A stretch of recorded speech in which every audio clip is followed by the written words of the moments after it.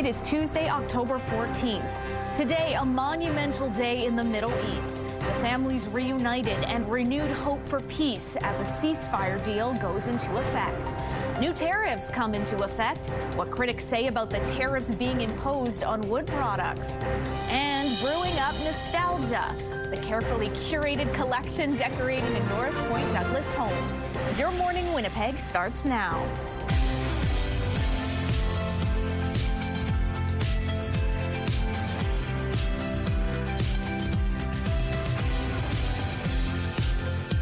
Good morning. It is 6 a.m. on your Tuesday. I need to remind myself because, of course, we're coming off of Thanksgiving long weekend. I'm still digesting my meats from last night, Terry, so I'll be having the meat sweats throughout the morning. And our own Ainsley McPhail is back from vacation. We're so excited to have her. And she's going to be learning about a very important Harvest Manitoba fundraising event that's coming up. Terry, you were away this long weekend. I was. I skipped town, but I was hearing that it was gorgeous here. And meanwhile, northern Manitoba, oof. Not the case. We are feeling for you this morning. Wow, what a wild weekend they had. Let's take a look and see what's going on. Well, we'll bring it back to Winnipeg for that. It's -2 right now in the city, which seems chilly, but at least we're not seeing the snow out there. You know what I'm saying? All right, we've got those winds. They're out of the north-northeast, 5 kilometers per hour. The pressure rising and the humidity sitting at 99%. And yes, northern Manitoba got walloped with so much snow. Oof, honestly, my heart goes out to you because not only is it like kind of that first significant snowfall where nobody's really quite ready for it. It was a massive amount of snow that moved through northern Manitoba, dealing with power outages and all of the ugly stuff that goes along with that. Meanwhile, it was actually quite beautiful here in the south, from what I understand, with some sunshine yesterday, and we might see more of that today. The conditions on the clearer side. There are some clouds out there and maybe even a little bit of precipitation. And in fact, we might see a few more clouds building up and even possibly some showers to be rolling through for kind of later on into the afternoon. Those showers, they could be lingering into the evening time as well overnight, and those heavier clouds still sticking around for tomorrow. Now, here's the good news. For northern Manitoba, you're getting back to sunnier conditions for today and the next couple of days. Not enough to necessarily melt all of that snow, and like I said, it was a significant amount that you're dealing with. Here in the south, more precipitation on the way later on this week, but likely showing up in liquid form, so that possibility of showers. You can see these heavier clouds all throughout much of northwestern Ontario as well. And as far as the temperatures go, well, it is going to be a little bit cool and below seasonal, with around 11 degrees being normal for this time of year. Today, we're not going to get there, but then we will be back to those more seasonal temperatures, although a little bit soggier later this week. Thank you, Terry. A monumental day in the Middle East. Families torn apart were finally reunited and renewed hope for peace in the region as world leaders gathered in Egypt. CTV's Heather Wright has more. 20 sons back home. 20 reunions, more than 24 months in the making. Hamas handed over the 20 living hostages to the International Red Cross, who drove them into Israel and into their loved ones' arms. In Tel Aviv, thousands packed hostages square to watch as history unfolded. This square has become the gathering point, the place where people have prayed and fought to bring every last hostage home. We all here and fighting together, and I think we can celebrate our win together. Canadian Zach Sobel moved to Israel 2 months ago and says there has been a shift since the ceasefire deal was announced. There's always kind of that sorrow and somberness to it, but we feel the hope. There were celebrations in the occupied West Bank as well as in Gaza. Nearly 2,000 Palestinians were released from Israeli jails. Some had been serving life sentences for violent crimes, while others had been detained for months but never charged. I'm very happy, an indescribable feeling. My son has been in prison for 2 years, this woman says. Today is joy beyond measure. And while there is joy here after 2 years of war, there is also uncertainty about what's next, as there are few details about phase 2 of this agreement. Is very short on details, is very rich in ambiguity. It doesn't have timelines beyond what's been happening the past couple of days. This ceasefire deal is already being tested, with the hostages' families calling on Israel to suspend the agreement after the remains of only 4 of 28 deceased hostages were returned. Hamas has said this process will take time as they don't know the location of all the remains. Federal Conservative leader Pierre Poilievre visited Winnipeg on Monday. Hi, everybody. Great to see you. Thank you very much. Happy Thanksgiving. On Thanksgiving, Poilievre paid a visit to Agape Table, a nonprofit organization that provides food bank services. He joined volunteers and Conservative MPs to pack boxes for the food bank. Poilievre said Winnipeggers are struggling with the rise in cost of living and crime, blaming the federal Liberals for the situation. I'm here with a message of hope for people in Winnipeg that we can have stronger take-home pay with affordable food and homes and safe streets. That's what we're working towards, and we want people from Winnipeg to have hope that they'll enjoy that brighter future. Poilievre also commented on the peace deal in the Middle East, expressing hope for a peaceful and prosperous future. In another blow to Canadian producers, new tariffs come into effect today on wood products. The U.S. will now be collecting a 10% tariff on imported timber and lumber and 25% on kitchen cabinets, bathroom vanities, and upholstered furniture. The U.S. imports the majority of its lumber from Canada. The tariffs are meant to encourage more domestic logging and furniture manufacturing. But critics expect it to raise prices for American consumers and possibly slow the U.S. home building industry. President Trump says the tariffs will strengthen supply chains, bolster industrial resilience, and create high-quality jobs. SpaceX launched yet another test of its Starship rocket successfully, making it halfway around the world. We have liftoff. Go Super Heavy. Go Starship. Thanks for all the historic flights, man. Starship, the largest rocket ever built, reached space before splash landing into the Indian Ocean in its 11th test flight. SpaceX founder Elon Musk intends to use the rocket to eventually send people to Mars. An encampment in the Centennial neighborhood caught fire late last week. Take a look at this. In an email, the city told CTV News that at 1:10 a.m. on Friday, firefighters were called to a fire at an encampment near Lizzie Street and Logan Avenue.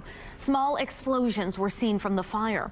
The city says the fire was quickly extinguished and no injuries were reported. The pandemic sparked a flight of workers out of downtown offices, but it appears those empty spaces are starting to fill up once again. According to Collier's quarterly office space report, the Winnipeg market had significant momentum this quarter. It found 53,000 square feet of space was taken, with activity in both downtown and the suburbs. The data shows a gradual recovery in the office sector is underway. The overall vacancy rate has now dropped to 13.4%, a more than 2% change since the previous quarter. Light over darkness and knowledge over ignorance, downtown Winnipeg hosted its Diwali Mela, a prelude for the Festival of Light Saturday night. Cultural performances, food stalls, henna drawings, vendor stalls, and more filled the RBC Convention Center. Organizers say the event is a way to feel at home away from home, but it isn't only for Indian or Hindu people. Everybody come, we welcome everybody. So we have people from other countries and from Canadian people too. Like we are Canadian too now, right? Yeah. So it's not restricted. It's for everybody to celebrate, come together, togetherness with their family, and enjoy the home away from home. Roy added the actual Divali will be on Tuesday, October 20th. The Jays have a tough hill to climb if they hope to come back in the ALCS. Shot to right center field. Varsho on the run. He's at the track. He's at the wall. It's gone. It's Polanco. That fifth inning homer broke the game wide open for Seattle. They would go on to blow out the Jays in a 10-3 win. Trey, a Savage, who was so good against the Yankees, only lasted 4+ innings in his second playoff start. The Jays are now down 2-0 in the series, heading to the Mariners Park. Bats they gotta wake up though, and the relievers, I don't know what that was. Too many walks, balls. I don't know. Lots gotta improve, but I feel it. I think there's a chance. Well, they seem to be on it some nights, and then some nights they're not. And in MLB postseason history, 89% of teams that have won games 1 and 2 on the road in a best-of-7 have gone on to win the series. So there's still a chance. Shane Bieber takes the mound for the Jays for Game 3 tomorrow in Seattle.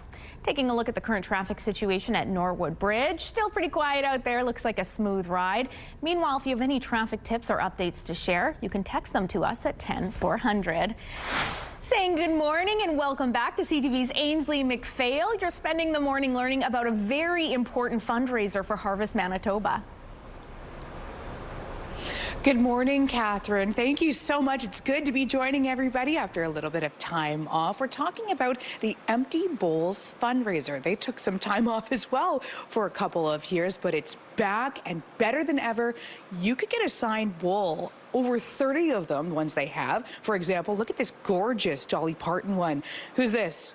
Take a guess? John Travolta. This one's Jelly Roll, the Jets Hotline, and even Katy Perry. So head to the website, take a look at the numerous ones. But if you don't want a bowl, there's experiences too, local experiences, whether it's sports, dining, or more. When it comes to empty bowls, poverty in Manitoba has an 150% increase here since 2020. And so these are the people in your community who you're helping out. Very important work they do over there. Thank you so much, Ainsley. Looking forward to chatting with you more. Terry Gale has made her way up to the rooftop. Sunny flowers next to you, Terry, and it's fitting because we had such a gorgeous weekend here in Winnipeg. Not the case to the north, however. I was honestly so shocked when I saw some of the photos, which we'll be showing you later on this morning, so stay tuned for that. In about 10 minutes time, I think, is when we have our first weather photo coming up. But yeah, like to think that, I mean, we're always talking about, oh, are we going to see snow by Halloween? It's Thanksgiving. It's middle of October, and northern Manitoba got walloped. Now, today you'll see a return to the sunshine across northern Manitoba. Here in the south, there might be some sunshine. It's fairly clear right now, but we will see some clouds building up and even possibly some precipitation. Lucky for us, even though it's going to be a little bit cool and below seasonal, that precipitation will still be showing up in liquid form. -1 right now, so we're on the rise with those temperatures. It was -2 last hour, so we are starting to make some gains, if only by a degree. That's pretty normal to be around the freezing mark, at the freezing mark anyway, for a low temperature. Where we're going to miss the mark is with those daytime highs topping out at about 8 degrees with some clouds building through the day. When around 11 degrees, we should still be moving up into the double digits this time of year. And while we're not going to get there today, we'll likely make it there for the rest of the week. Taking a break right now, but we'll be back with more Your Morning Winnipeg. Weather is brought to you by Mr. Lube Plus Tires. Open late, ready when you are. A man was stabbed during a fight early Saturday morning while attending a costume social. Around 1 a.m. Saturday, police were called to the St. Vital Community Center. Police say a man in his 30s was stabbed during a fight with other men on Overton Street. He was taken to hospital in unstable condition, which was later upgraded to stable.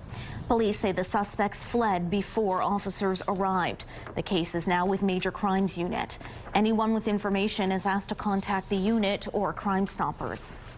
Canada and India are continuing their efforts to ease tensions between the two countries, laying out the roadmap for how they plan to move forward, despite ongoing investigations into foreign interference.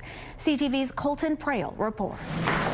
Last Thanksgiving, Canada-India relations collapsed. Justin Trudeau expelled Indian diplomats from the country after the RCMP linked Indian government agents to violence and extortion against Canadian citizens. Thank you so much again. Canada's Foreign Affairs Minister meeting with Indian Prime Minister Narendra Modi and the country's Foreign Affairs and Trade Ministers. Both of our governments agree on the importance of elevating the relationship.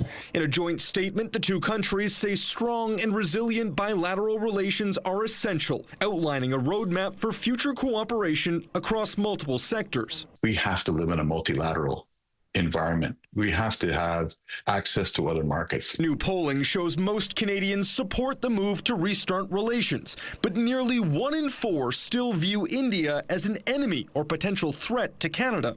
that shakeup between Canada and the U.S. has really, I think, shaken up Canadians in terms of realizing that they don't have the luxury of only dealing with a country that they see to be like-minded.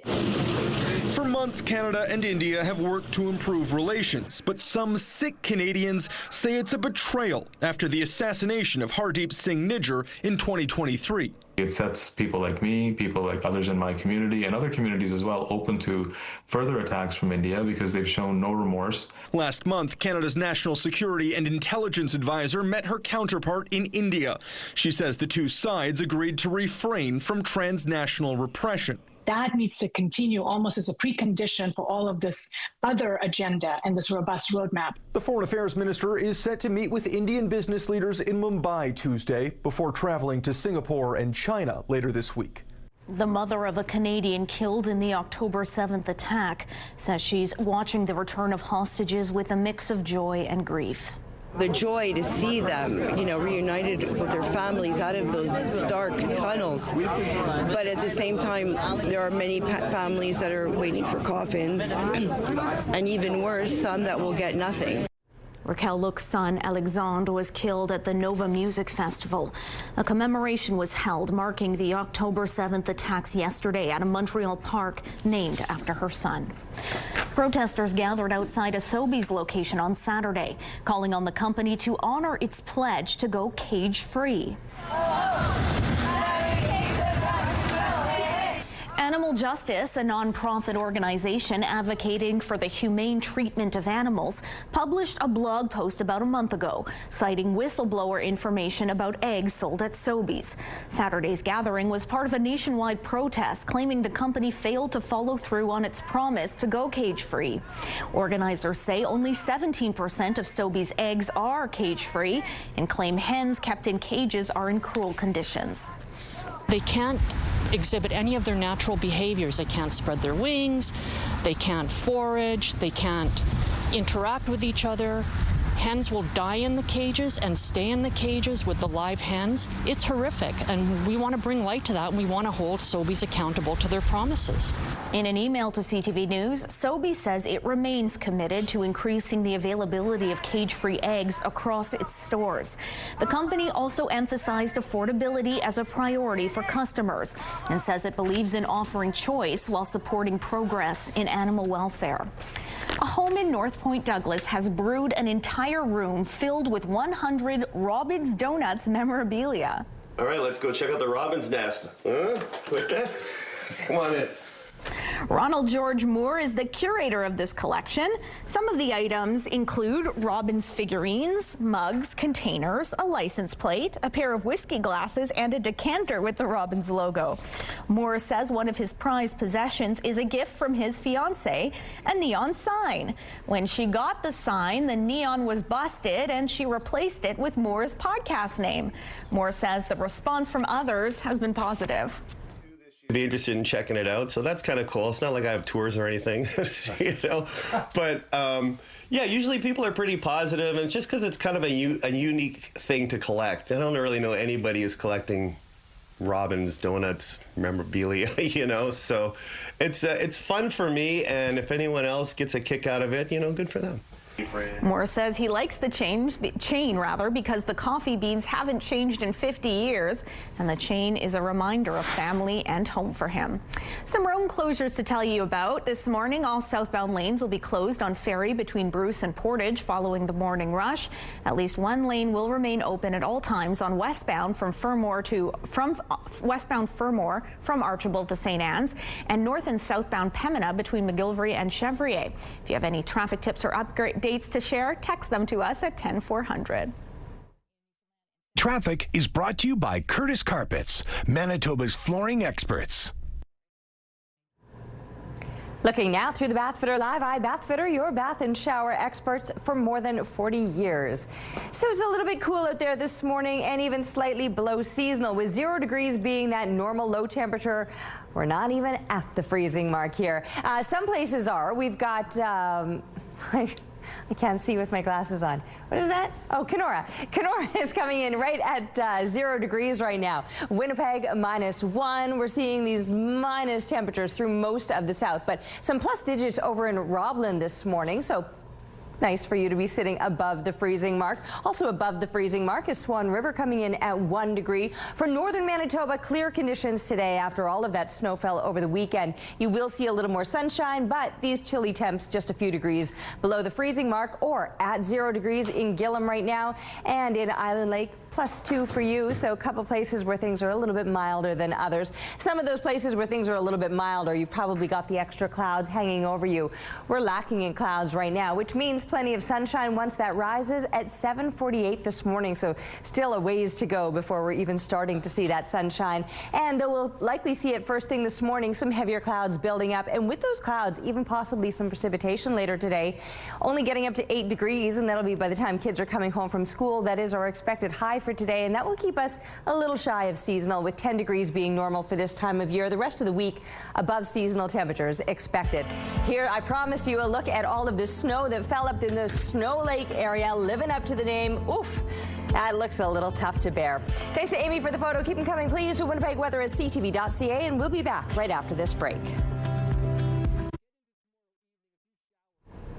Your morning just got a whole lot richer. We are giving away a staggering $20,000. Imagine what you could do with an extra 20 grand.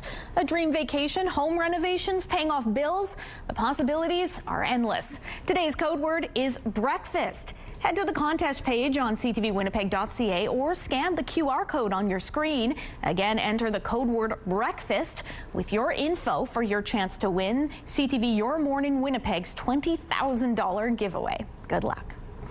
More than 1 in 5 Canadians are without a family doctor, and one city in British Columbia has taken a unique step to address the shortage.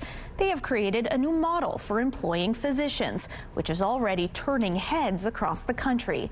CTV's Andrew Johnson has the details. Blood work requisition as well, just to check on things like your cholesterol. Catching the warning signs of chronic disease early is just one of the benefits of regular visits to your family doctor, if your community has one. There are people here who haven't seen a physician for, 8 to 10 years. They've had no preventative care. That's because in the struggle to recruit physicians, the Victoria, BC suburb of Colwood had hit rock bottom. 0. And that's exactly the number of doctors, family doctors that we had here in the city of Colwood. I said, so for a population of just over 23,000 people, no family doctors, that's ridiculous. Healthcare is a provincial responsibility, so the mayor got busy thinking outside the box. I said, so I'm taking this all the way. I don't care.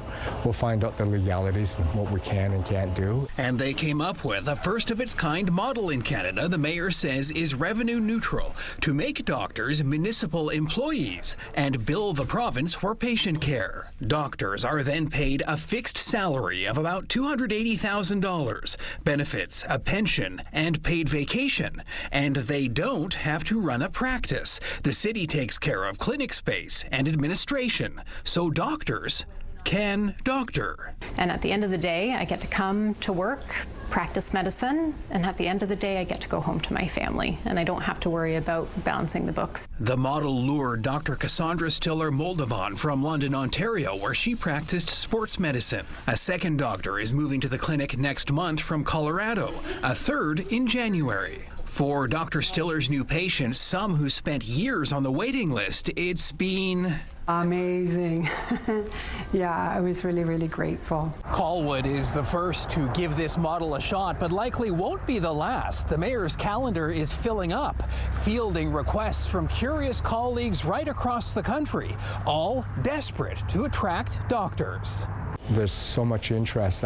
This week alone, I've had already four municipalities come see me. Great to see you again. The goal, more interactions like this for the millions of Canadians who don't have access to a family doctor. Andrew Johnson, CTV News, Colwood, BC.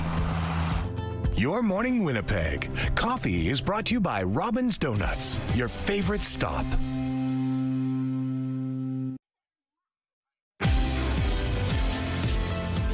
-1 outside this morning and a little bit of a breeze. I mean, barely a breeze. It's just 5K winds out of the north-northeast. The pressure is rising and the humidity is sitting at 95%. Clear conditions to kick off your Tuesday morning. Pretty much the case across the entire province, which I'm sure is the best news ever across northern Manitoba after dealing with some winter storms over the past weekend. I 10 minutes ago showed you a picture from the Snow Lake area where 12 inches, according to Amy's measurements, is what they ended up getting in there, and similar amounts all through much of northern Manitoba. We'll be talking more in the news about some of the power outages and whatnot in the area, but it really was a wicked weekend for northern Manitoba and really quite pleasant here across southern Manitoba, and still pleasant with the conditions and the clear sky that we have to wake up to, but it might not last. We'll likely see some clouds building up through the day and maybe even some precipitation. Thankfully, it will be warm enough, below seasonal, but warm enough that that precipitation shows up in liquid form with our expected high of 8 degrees, while 10 is a normal daytime high. And we'll deal with just a bit of a breeze out of the south at about 10 clicks, and still those light south winds overnight, but the possibility of the showers to continue. Dropping down to 4 degrees overnight, some extra clouds providing a little bit of insulation, and a little bit warmer for tomorrow, still on the cloudier side. But we should be reaching to those seasonal temps, or maybe even a degree above, getting up to 11 degrees and staying above seasonal then through the rest of the week, but with the heavier clouds and the scattered off and on showers until we're looking a little bit more sunshine as we're wrapping up the coming weekend. Thanks, Terry. Thousands of Manitobans are without power after a fall storm slammed parts of the province overnight. Manitoba Hydro says about 4,500 customers were still in the dark late last night, mostly in northern Manitoba. That's after high winds, heavy rain, and wet snow brought down trees and power lines. Crews worked through the night and more are being sent out today to finish repairs. Hydro says road closures and widespread damage slowed progress. They're asking people to stay at least 10 meters from any downed lines and report them to 911. Outages can also be reported online or by calling Manitoba Hydro. President Trump's influence was on full display during his peace summit after brokering the ceasefire deal with Israel and Hamas. Canada's Prime Minister was among the world leaders who gathered in Egypt, though some were visibly absent. CTV's Joy Malbin has more. A moment Donald Trump is reveling in, celebrating a ceasefire, the return of the hostages and release of Palestinian prisoners in a peace deal he helped broker. This took 3,000 years to get to this point. Can you believe it? And it's going to hold up, too. Signing a document on a Gaza ceasefire, Trump says, will clarify rules and regulations on his 20-point peace plan. Surrounded by world leaders from Europe and the Arab world. Where's Canada, by the way? Where are you? Even giving a shout out to Canada, calling the Prime Minister president. Mark Carney calling the ceasefire a turning point towards lasting peace. We've achieved what everybody said was impossible. At long last, we have peace in the Middle East. Using the power of his presidency, Trump declared the war is over. Notably, Israel was not in Egypt for the signing. Neither was Hamas. Today, for the first time anyone can remember, we have a once-in-a-lifetime chance to put the old feuds and bitter hatreds behind us. As thousands of Palestinians flood back to what's left of their homes in famine-stricken Gaza, now the difficult part, keeping the peace. Will Hamas disarm and leave power for good? If they don't, what next? How will Gaza be governed? And what of Palestinian statehood? I'm willing to bet that it's going to be a temporary ceasefire. Questions related to governance, disarmament in Hamas, an international stabilization force. None of those aspects have been agreed to by Hamas. They're very much in control of Gaza and expanding their control. Trump has put his brand and name to this deal, saying now the rebuilding begins. Up to 200 U.S. troops will monitor the peace plan rollout in Israel. But Egypt is asking for more boots on the ground to be stationed in Gaza.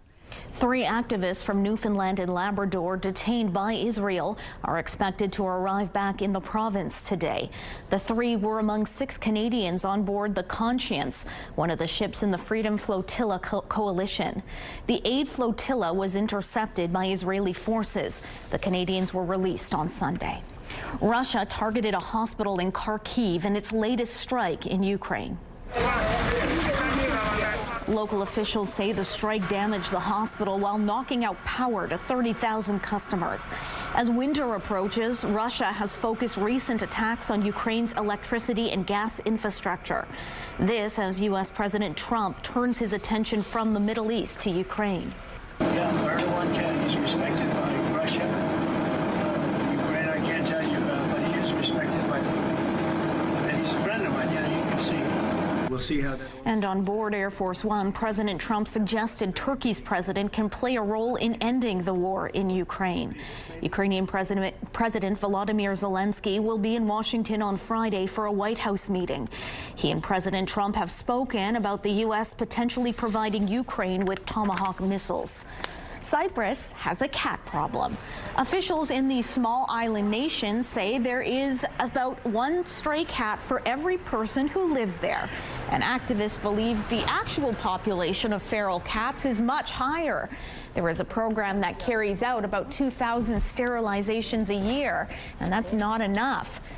Now the government is raising its funding for the cat sterilization program, being hailed as a step forward. You might be wondering, what's the problem with cute, fluffy cats everywhere? Well, experts say due to their predatory nature, a large population not only has the potential to wreak havoc on the island's ecosystem, but could also be dangerous for them as they roam busy streets looking for food and shelter. Speaking about roaming streets, we're checking in on the current traffic situation at Portage Avenue at Polo Park. Traffic starting to pick up, moving along at a good clip. Meanwhile, if you have any traffic tips or updates to share, you can text them. Plus, we want to tell you about some gas prices. The Canadian average stands at $1.32. The provincial average is slightly lower at $1.24. In Winnipeg, the average is $1.23, and the lowest price in the city is $1.14. All this information is on GasBuddy.com. The Price at the Pump is brought to you by the Kidney Foundation. Help by donating your card today. Our own Ainsley McPhail is spending the morning at Harvest Manitoba learning about an important event for the organization, the Empty Bowls Dinner. Now that one's autographed by Dolly Parton. Details coming up at 6:42.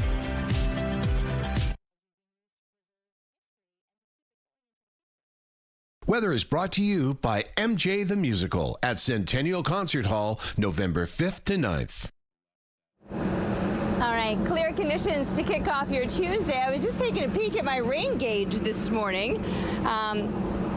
About 7 millimeters in there, along with some dead bugs. That, I think it was Sunday. Was it Sunday, maybe? I was away for the weekend, so I'm not entirely sure, but I think Sunday was the day that we were expecting some rain. And then I understand yesterday was a beautiful day with plenty of sunshine here in the south. Meanwhile, we got a little bit of liquid precipitation while northern Manitoba got walloped with a winter storm.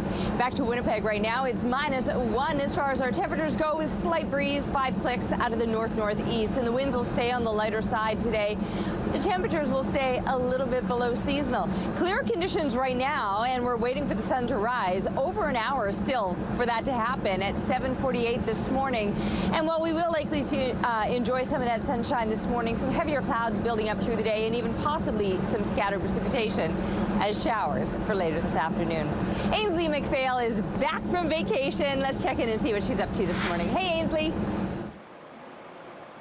Hey, Terry. Empty Bowls campaign back with Harvest Manitoba. Louis Treppel joins us now, longtime donor and past board member, to talk all about it. So what inspired your involvement in Harvest to begin with? I think it was years ago I came on a tour of Harvest, and I found it hard to believe that there were people in Manitoba who did not have access to food. So I thought, I want to get involved and help out. The Empty Bowls campaign, look how stunning they are. Local artists have put these together. You could get one yourself, signed by Dolly Parton, one of them as an example. Tell us about the uniqueness of this. They're bringing it back. Well, there's all kinds of great stories behind all 30 celebrity bowls. As you said, they're signed. But a special story about Dolly Parton is we reached out to her a long time ago, and we shipped her a bowl. She agreed to do it. The bowl got broken when it arrived. Then we sent her another one. That bowl was put on top of her car. It was lost. A Good Samaritan found it on the ground in the box and took it back to her Nashville studios.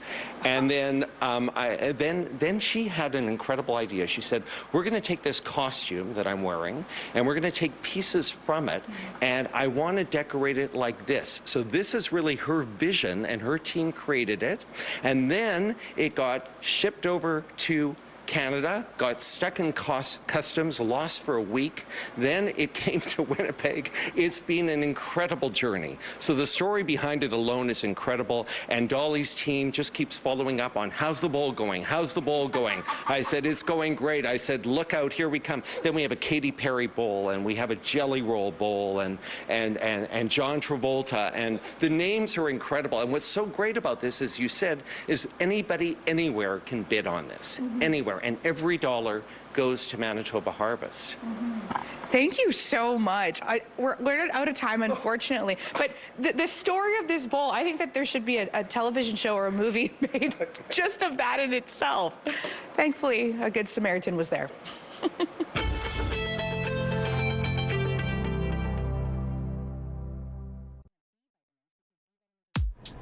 Looking at the early markets, the Dow Jones dropping nearly 400 points overnight. The Nasdaq and S&P index also falling lower.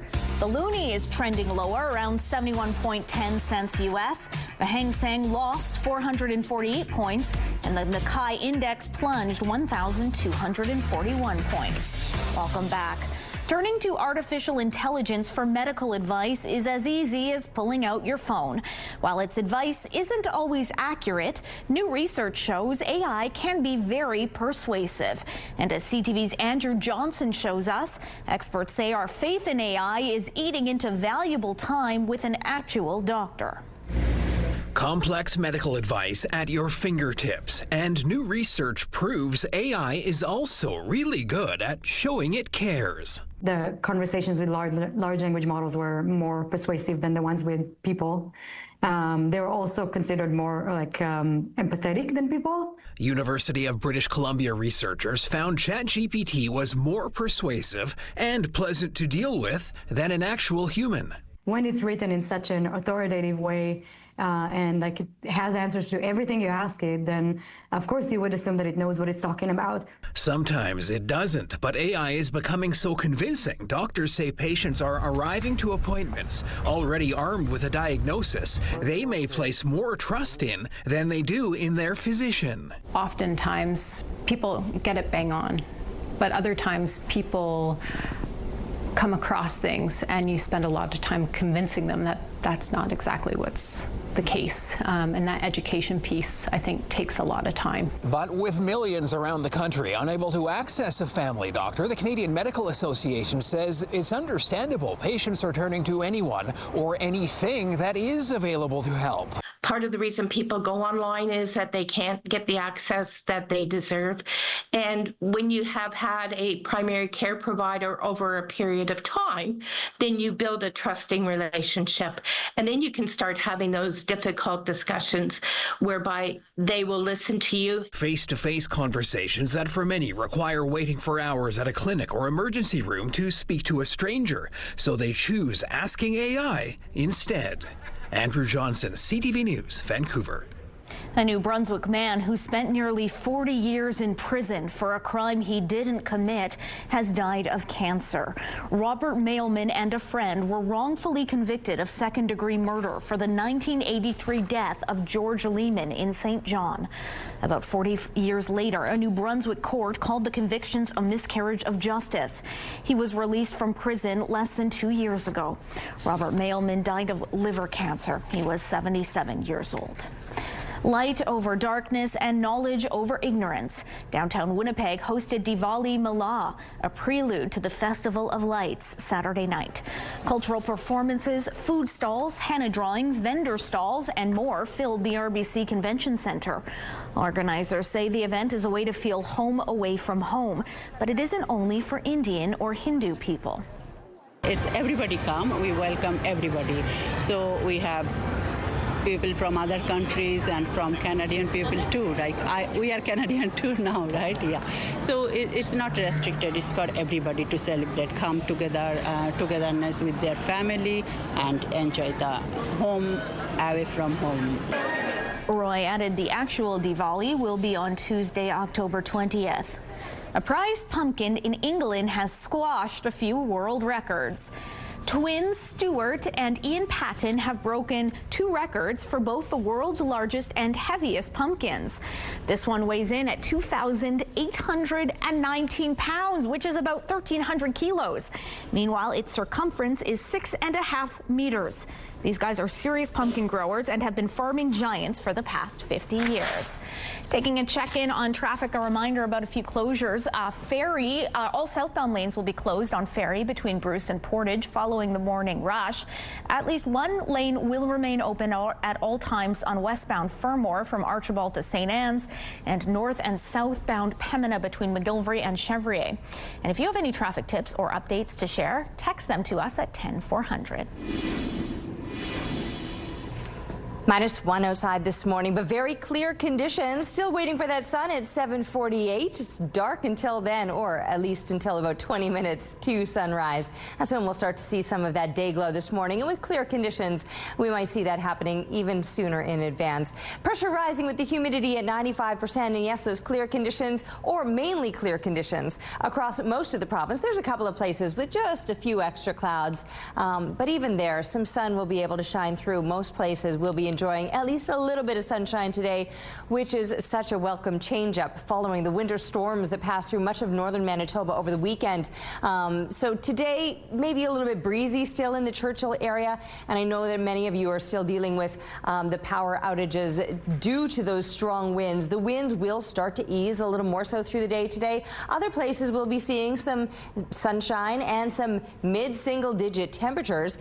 For a few places, these might take you above seasonal, although 7 degrees would be a normal daytime high in places like Flin Flon and the Pas, and you're likely to be just shy of those numbers today. Here and across southern Manitoba, where 10 degrees is normal for this time of year, you might get there in Dauphin, but many places will not quite reach those seasonal values. We will enjoy a little more sunshine this morning than this afternoon, because later today we'll see those clouds building up, and for some, even possibly some scattered showers passing through. Even here in Winnipeg, that possibility of some showers into the afternoon or into the evening overnight is certainly there. Northwestern Ontario, mid to high single digits. You might hit some double digits the further that you go to the east. We might hit some double digits as early as tomorrow and the rest of the week, getting up to the above seasonal values, with 10 degrees being normal for this time of year, but a little bit soggier later this week with some showers to carry us into the weekend. Thanks, Terry. A new study from the University of Montreal is outlining the health impacts of sitting in traffic. The research suggests commuting is more than just frustrating, and that it could have a negative impact on your well-being. CTV's Sweeta Rassi explains. A daily commute is a big part of most people's workday. It takes around 30 minutes, 35 minutes, it depends. Without traffic is 25 minutes by car. With traffic, can go anywhere up to 2 hours, and by metro is 2 hours. I hate it. I hate the commute. It's long.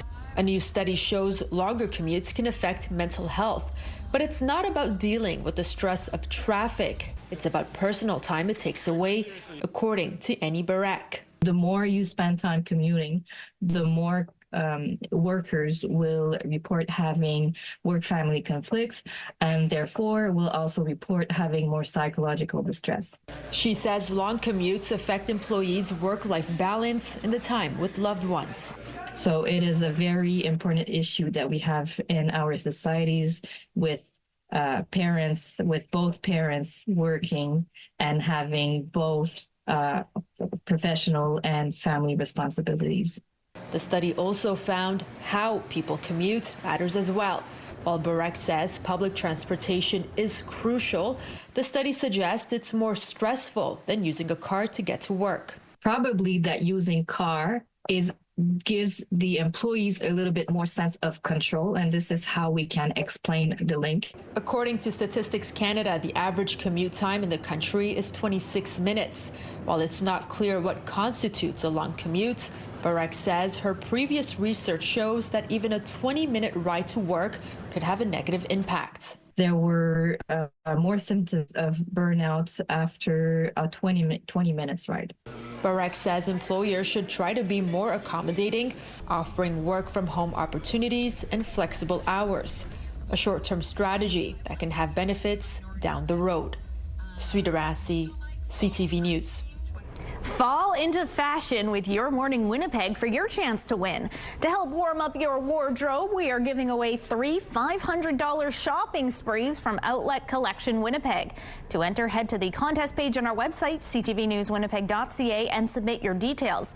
And make sure to join us on Fashion Fridays for the latest in fall fashion from Outlet Collection Winnipeg. It is a highly esteemed distinction, and this year a Canadian is one of 3 researchers to be recognized as a winner of the Nobel Memorial Prize in Economics.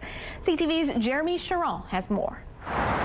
Inside the Royal Swedish Academy of Science in Stockholm, a highly prestigious honor. Philippa Guion and Peter Howitt. This year's Nobel Prize for Economics, awarded to 3 researchers, including Canadian Peter Howitt. It's hard to express how I feel right now. I'm just thrilled and still somewhat in shock. Recognized for his role in mathematically explaining creative destruction, an economic concept where new innovations replace older technologies and businesses.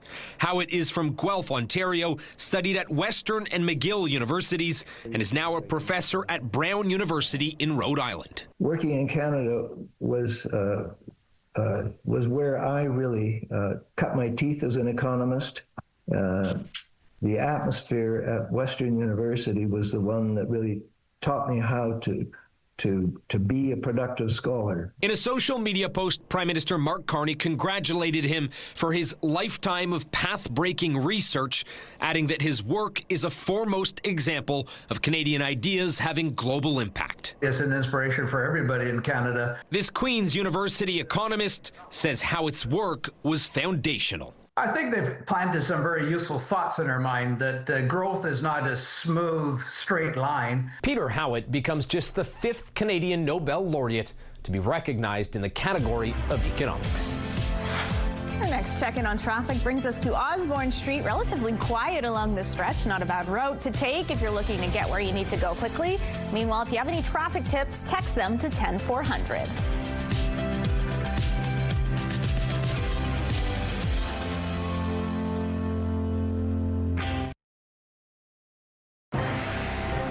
It's Tuesday, October 14th. Today, a monumental moment. Why there is renewed hope for peace in the Middle East. Plus, calling for changes. What had protesters gathering outside a Winnipeg Sobeys? And a unique collection. How one superfan is showing their love for Robin's Donuts. Your Morning Winnipeg starts right now.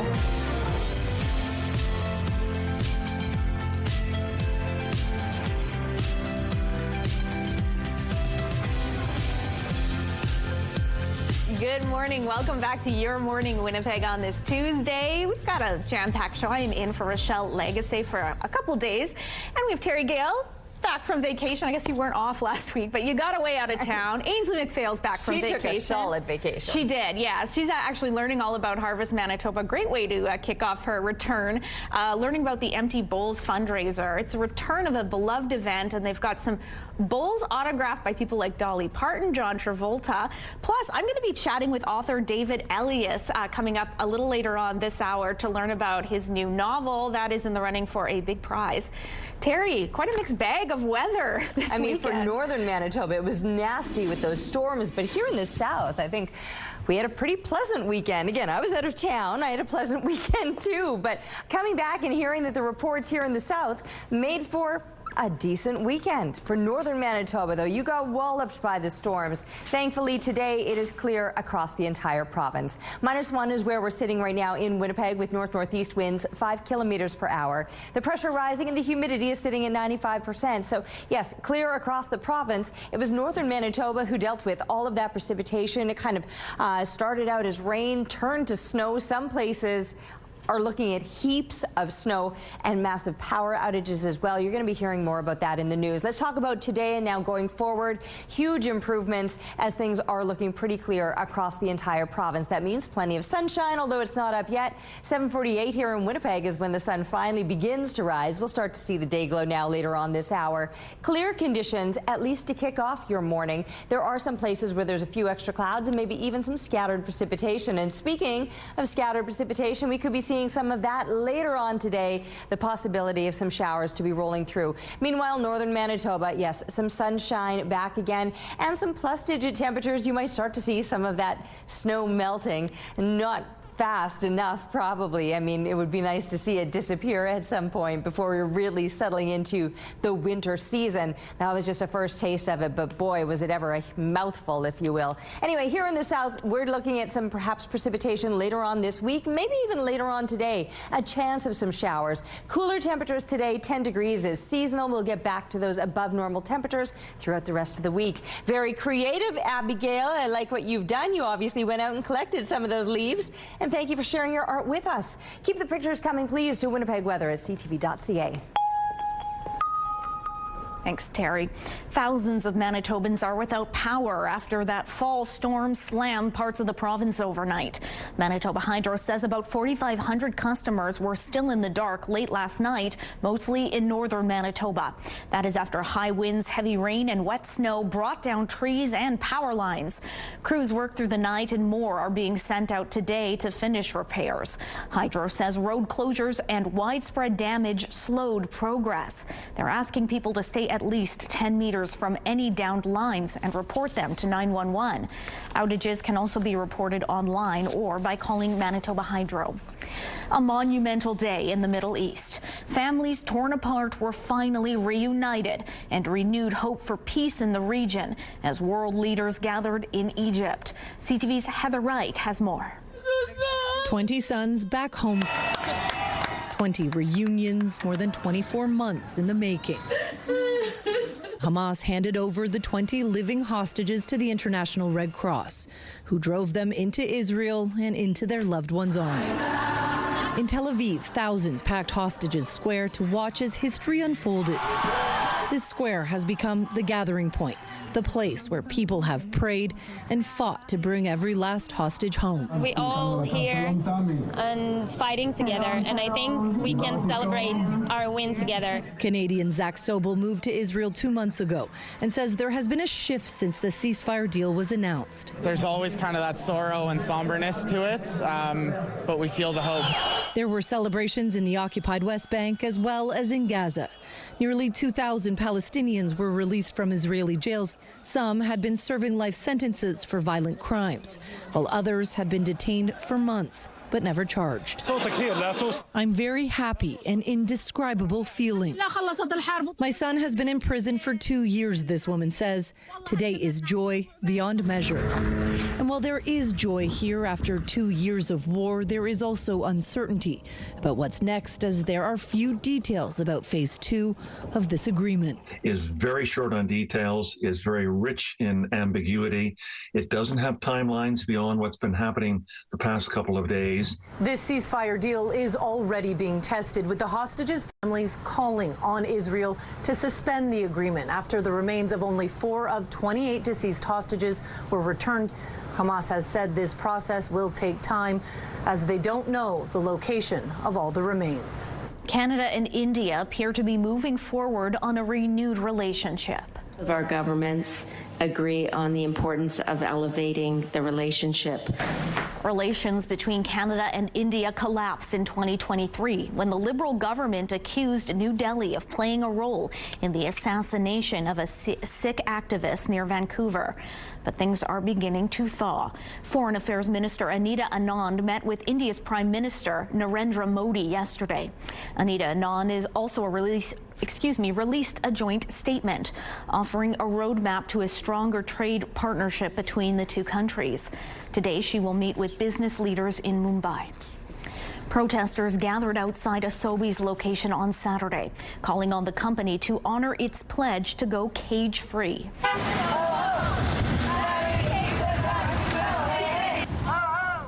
Animal Justice, a non-profit organization advocating for the humane treatment of animals, published a blog about a month ago, citing whistleblower information about eggs sold at Sobeys. Saturday's gathering was part of a nationwide protest, claiming the company failed to follow through on its promise to go cage-free. Organizers say only 17% of Sobeys eggs are cage-free and claim hens kept in cages are in cruel conditions. They can't exhibit any of their natural behaviors. They can't spread their wings, they can't forage, they can't interact with each other. Hens will die in the cages and stay in the cages with the live hens. It's horrific, and we want to bring light to that, and we want to hold Sobeys accountable to their promises. In an email to CTV News, Sobeys says it remains committed to increasing the availability of cage-free eggs across its stores. The company also emphasized affordability as a priority for customers and says it believes in offering choice while supporting progress in animal welfare. A home in North Point Douglas has brewed an entire room filled with 100 Robin's Donuts memorabilia. All right, let's go check out the Robin's nest. Like that? Come on in. Ronald George Moore is the curator of the collection. Some of the items in the collection include Robin's figurines, mugs, containers, a license plate, a pair of whiskey glasses, and a decanter with the Robin's logo. Moore says one of his prized possessions is a gift from his fiancée, a neon sign. When she got the sign, the neon was busted, and she replaced it with Moore's podcast name. Moore says the response from others has been positive.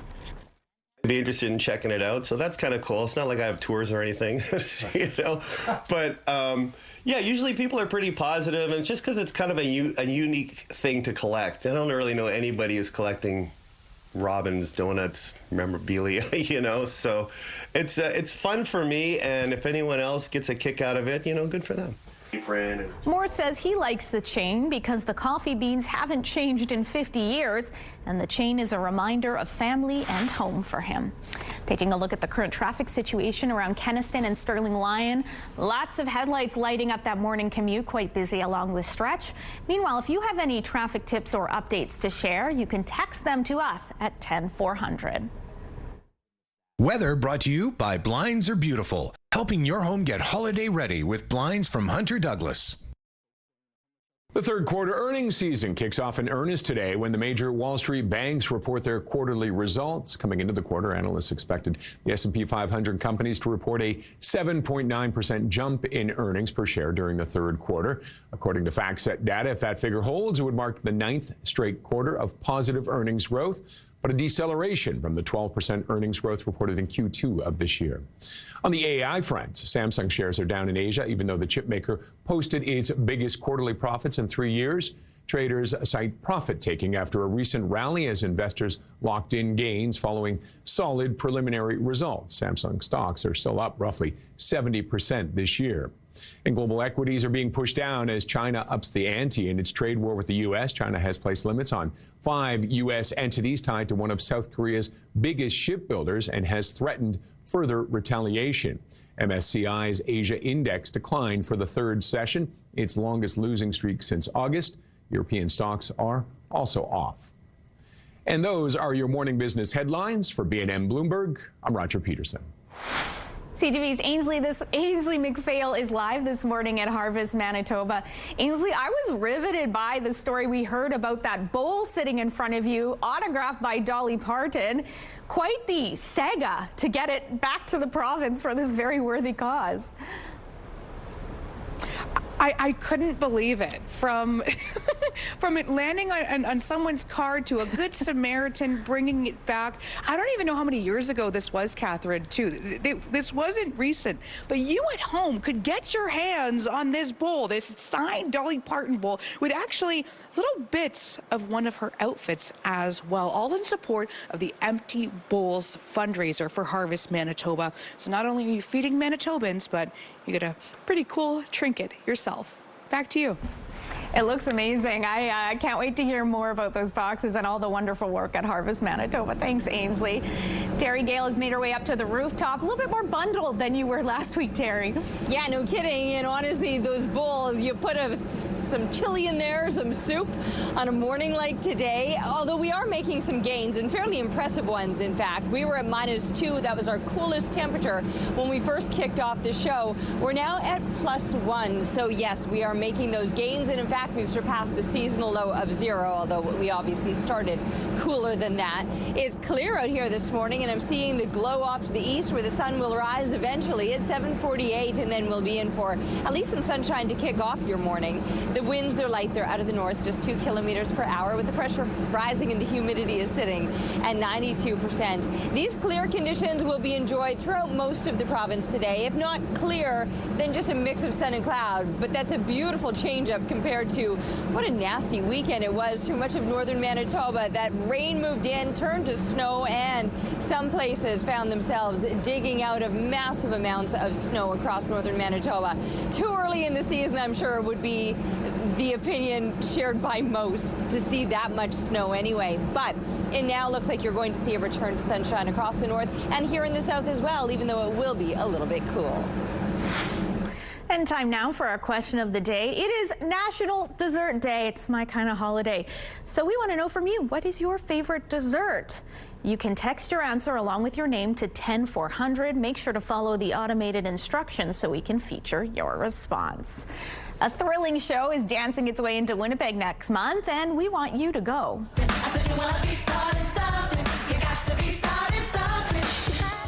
MJ the Musical centers around the making of Michael Jackson's 1992 Dangerous World Tour. We have a pair of tickets to give away for the Wednesday, November 5th show. To enter, head to the contest page on our website, ctvwinnipeg.ca, and fill out the form. Good luck. Taking a check-in on traffic on Provencher Bridge. Moving along swimmingly here. Traffic volume starting to heat up on this Tuesday morning. Meanwhile, if you have any traffic tips to share, you can text them to 10400.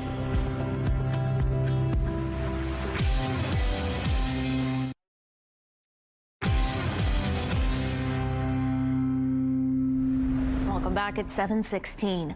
A man was stabbed during a fight early Saturday morning while attending a costume social. Around 1 a.m. Saturday, police were called to the St. Vital Community Center. Police say a man in his 30s was stabbed during a fight with other men on Overton Street. He was taken to hospital in unstable condition, which was later upgraded to stable. Police say the suspects fled before officers arrived. The case is now with Major Crimes Unit. Anyone with information is asked to contact the unit or Crime Stoppers. Federal Conservative leader Pierre Poilievre visited Winnipeg on Monday. Hi, everybody. Great to see you. Thank you very much. Happy Thanksgiving. On Thanksgiving, Poilievre paid a visit to Agape Table, a not-for-profit organization that provides food bank services. He joined volunteers and Conservative MPs to pack boxes for the food bank. Poilievre says Winnipeggers are struggling with the rising cost of living and crime, blaming the federal Liberals for the situation. I'm here with a message of hope for people in Winnipeg that we can have stronger take-home pay with affordable food and homes and safe streets. That's what we're working towards, and we want people from Winnipeg to have hope that they'll enjoy that brighter future. Poilievre also commented on the peace deal in the Middle East, expressing hope for a peaceful and prosperous future. An encampment in the Centennial neighborhood caught fire over Friday night. Take a look at this. In an email, the city told CTV News that at 1:10 a.m. on Friday, firefighters were called to a fire at an encampment near Lizzie Street and Logan Avenue. Small explosions were seen from the fire. The city says the fire was quickly extinguished and no injuries were reported. In another blow to Canadian producers, new tariffs came into effect today on wood products. The U.S. will now be collecting a 10% tariff on imported timber and lumber and 25% on kitchen cabinets, bathroom vanities, and upholstered furniture. The U.S. imports the majority of its lumber from Canada. The tariffs are meant to encourage more domestic logging and furniture manufacturing.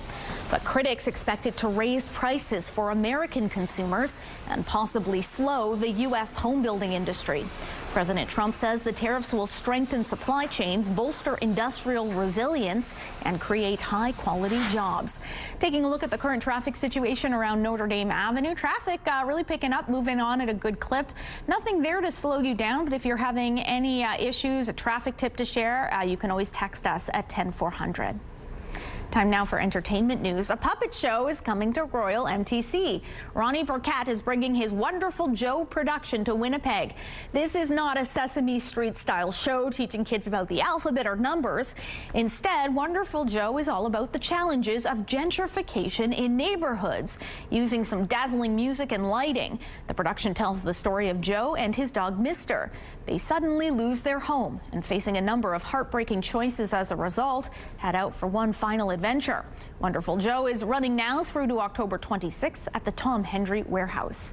Season 2 of Squid Game is in the past, but now we get Season 2 of Squid Game: The Challenge. Attention players.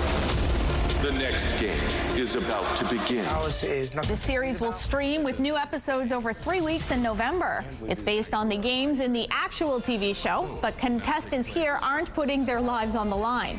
It starts streaming November 4th. Taylor Swift fans will soon get the chance to relive the singer's record-smashing Eras Tour finale in Vancouver last December. Anything left is to close the book. The End of an Era is a 6-part series that will look at the making of Swift's hit tour. It'll stream alongside a concert show, which was shot at her final performance in Vancouver.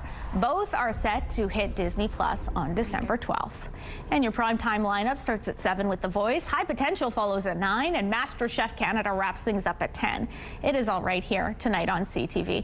I wanted to say how sad I was to in entertainment news about Diane Keaton's death.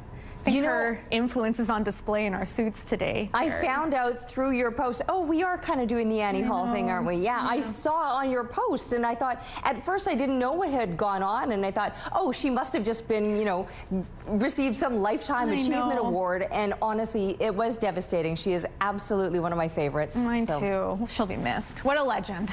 And the legacy that she has given us as far as, like, wow, a work of art many times over.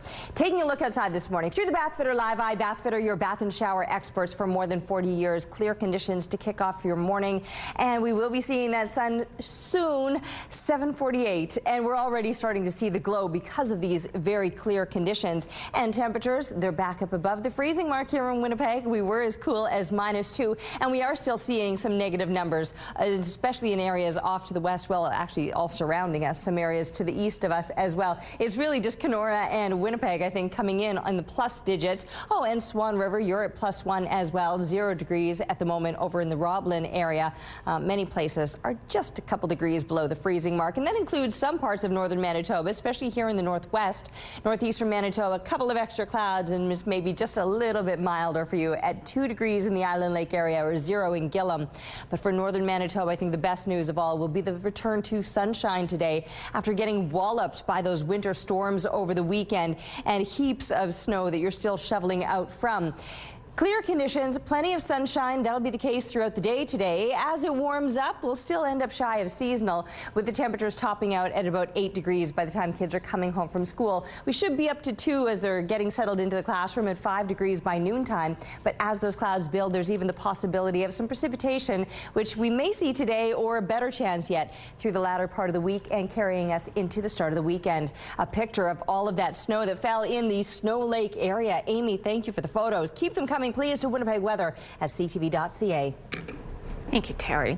Your morning just got a whole lot richer. We are giving away a staggering $20,000. Imagine what you could do with an extra 20 grand. A dream vacation, home renovations, paying off bills. The possibilities are endless. And today's code word is breakfast. Head to the contest page on ctvwinnipeg.ca or scan that QR code on your screen. Enter the code word breakfast with your info for your chance to win CTV Your Morning Winnipeg's $20,000 giveaway. Good luck. At Your Morning Winnipeg, we are all about celebrating your amazing pets, furry, feathered, or scaly. Your Pet of the Week submissions have been amazing, and we want to see even more. Whether it's dogs, cats, birds, or any other pet pals, send them our way. Drop your pet photos and a fun little story about them to Pet of the Week at ctv.ca. Catch us every Thursday, to find out if your pet is our Pet of the Week on Your Morning Winnipeg. Millions of birds are beginning to head south for the winter, and the fall migration is one of the most exciting times of the year for bird watchers. However, many are noticing a new pattern when it comes to how many animals are taking flight. CTV's Allison Bamford explains.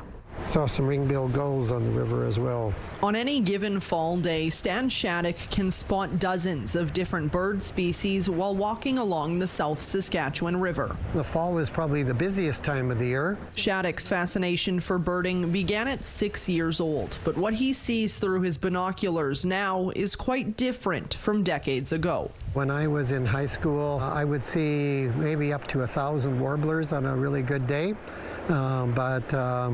nowadays, probably that's reduced to only 10% of the numbers we used to see.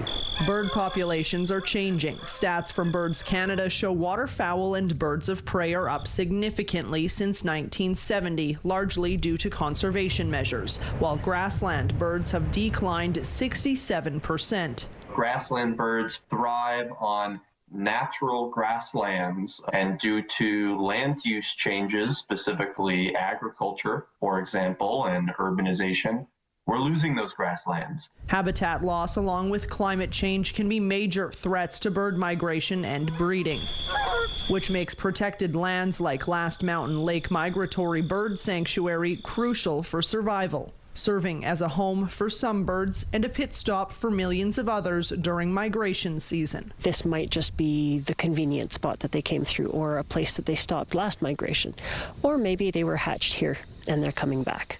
Saskatchewan sits under the Central Flyway, a major North American migration route, which means birders like Shattuck have some of the best seats this time of year. Always something is changing.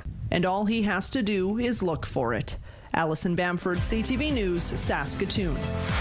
Harvest Manitoba makes such an impact in our community, and there are so many ways you can support the work they do. These bowls are a hint at how. That's coming up at 7:28.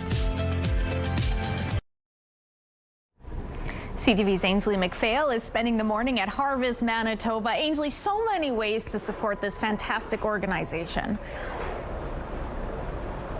Yes, and for 40 years, Catherine, Harvest Manitoba has been filling up the plates of so many Manitobans.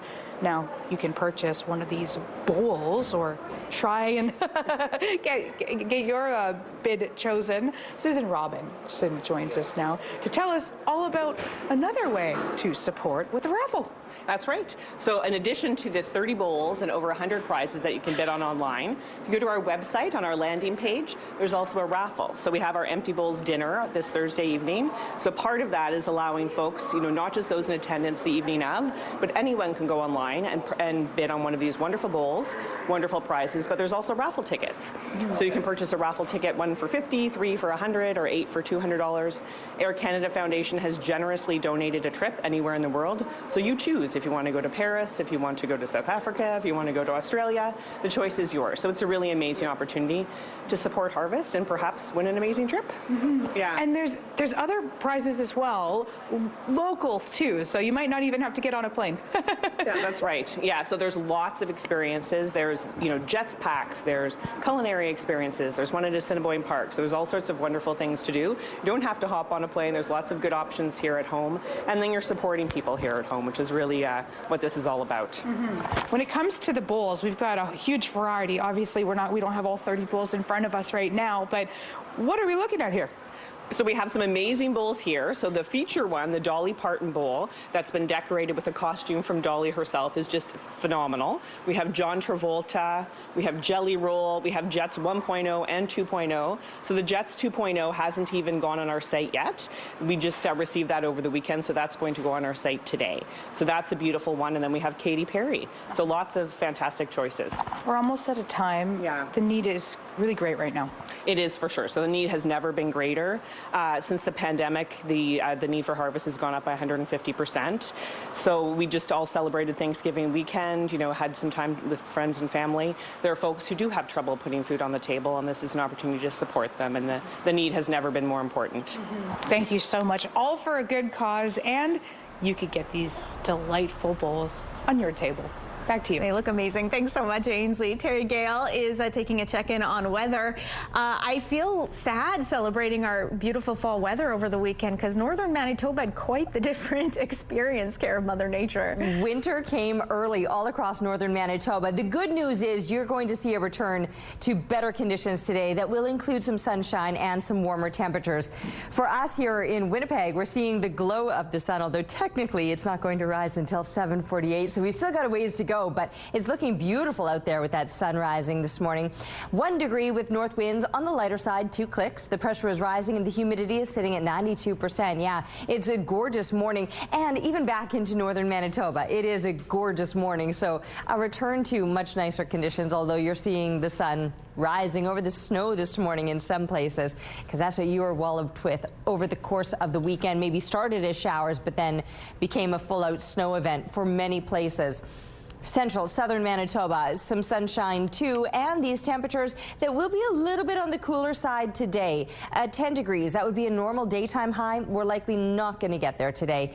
Just up to about 8 degrees, but the wind staying light. While we'll see plenty of sunshine this morning, clouds will build up through the day, and there's even the possibility of some showers for later on this afternoon, and that chance of showers could then continue overnight as we're dropping down to 4 degrees. Still with those light winds out of the south at about 10 kilometers per hour. For tomorrow, a little bit warmer, still on the cloudier side. After those clouds move in, they're going to stick around, but 11 degrees will keep us above seasonal, which is where we'll be for the rest of the week. The weekend cools down slightly. We'll start to see some sunshine after a few soggy days. It should look brighter as we're wrapping up the weekend.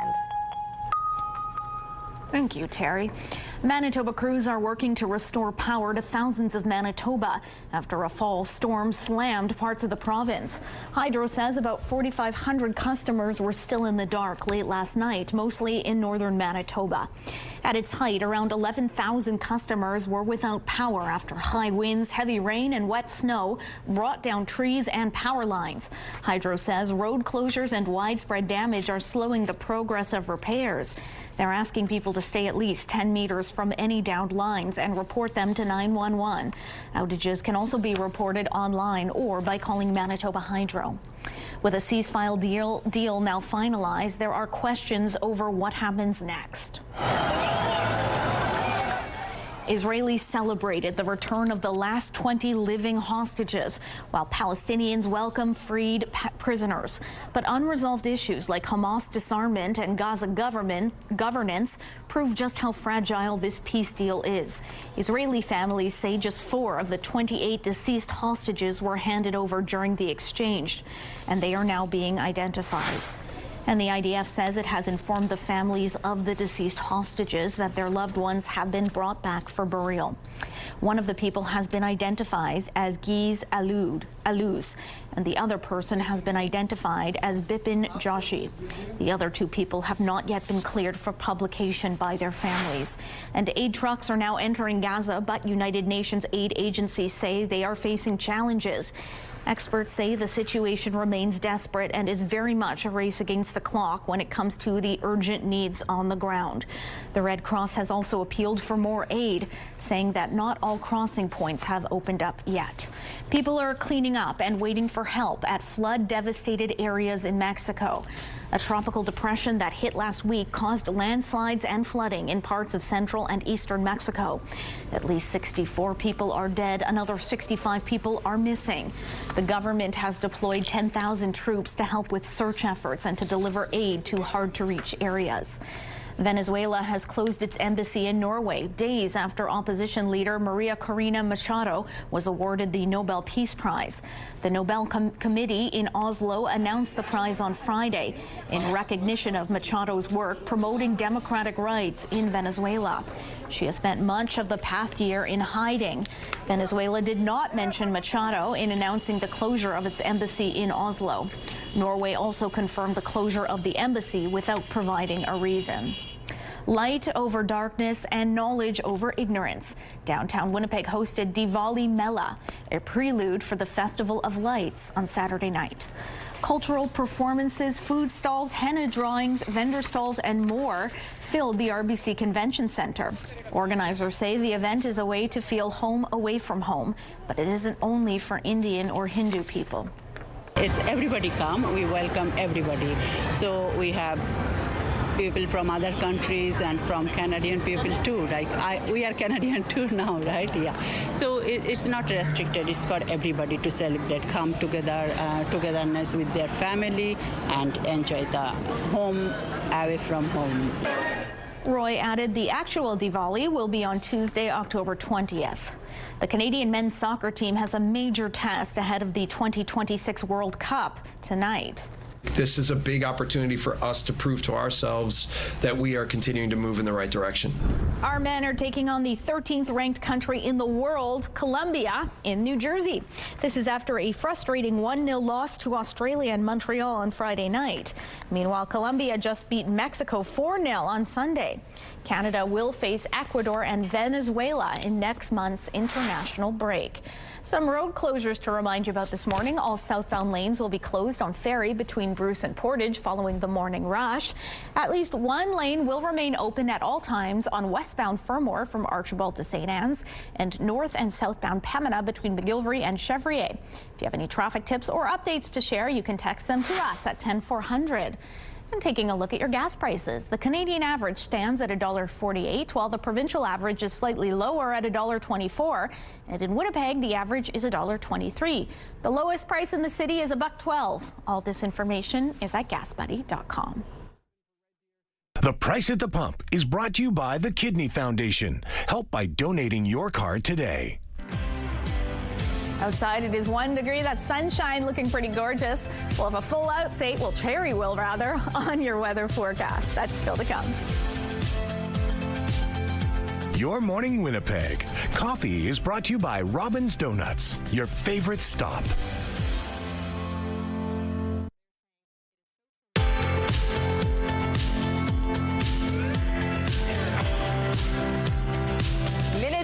From sunrise now, 7:48. That'll make it official, but we're seeing the glow of it already, and it's looking gorgeous. Just a few clouds out there so far. 1 degree, it's a little bit cool, although we're seeing a return to the seasonal temperatures, or close to it, I suppose. 0 degrees is actually a normal low, and we had dropped as low as -2 earlier this morning. Those north winds are light, the pressure rising, and the humidity sitting at 92%. Stunning conditions out there this morning with the clearer sky, and that's the case across the entire province. After dealing with the winter storm conditions across much of northern Manitoba, return to sunshine today will be a welcome sight. Still a little bit breezy up around the Churchill area, but 7 degrees when 1 degree, that would be a normal daytime high in Churchill, so you'll go well beyond that as far as the temperatures go. And 4 degrees would be a seasonal daytime high around Thompson area. Instead, not much beyond it, but a couple degrees. You put that at a couple degrees in your pocket and call it a good day, especially with that sun shining over you. 7 degrees, that would be a seasonal high in places like Flin Flon and the Pas, and you're probably not going to quite get there today. These mid-single digits or high single digits, Norway House will do a little bit better, getting up to 8 degrees. Double digits in the Dauphin area, but many places through the south won't be hitting those double digits today. 10 degrees is in fact bang on what is normal for this time of year. Most of us here in the southeast will be a couple or 3 shy of that. With clear conditions for now, but the clouds building through the day and even the possibility of some scattered precipitation showing up in some parts of the south. And northwestern Ontario, high single digits. Maybe Fort Frances could push up into those double digits. We'll certainly see those double digits later this week, but also some heavier clouds and then that chance of precipitation through the latter part of the week, taking us into the weekend before the sun shines again. Thank you, Terry. CTV's Ainsley McPhail is kicking off her Tuesday at Harvest, Manitoba. Got some celebrity-signed hardware up for grabs, all in support of this wonderful organization. Catherine, I can't believe we're this far into the morning and I haven't graced your presence with Islands in the Stream, or my rendition of it, because of course we've got the beautiful and luxurious Dolly Parton Bowl, but I'm glad I have a Kenny Rogers to join me now, Vince Barletta. I didn't tell you about this performance, did I? No, I synced this morning. Oh, okay, yeah. Okay, fine. We'll talk about the bowls. We'll talk about the bowls. Aside from this feature piece, though, Vince, there's tons of bowls you can auction on, and it's all in support of a great cause. In support of a great cause, again, the return of the Harvest Manitoba Empty Bowls Celebrity Auction. You've already talked about the bowls, some great ones here. Dolly Parton, of course, the legend herself, grew up in poverty, knows about it, supports causes all over North America, but sports memorabilia, movie stars, singers, all kinds of personalities, and many, many other incredible packages that anybody can bid on online in our online celebrity auction. Yeah, this is not all everybody watching this one here. The current Jets team, another feature piece that's just gone out. Everybody go to the website to have a look at these. But when it comes to the cause that's so close to your heart, Vince, it's a really interesting time. It's a really key time. It's a really important time to be donating. Well, that's right. I mean, food bank demand has never been higher. Here in Manitoba and all across the country.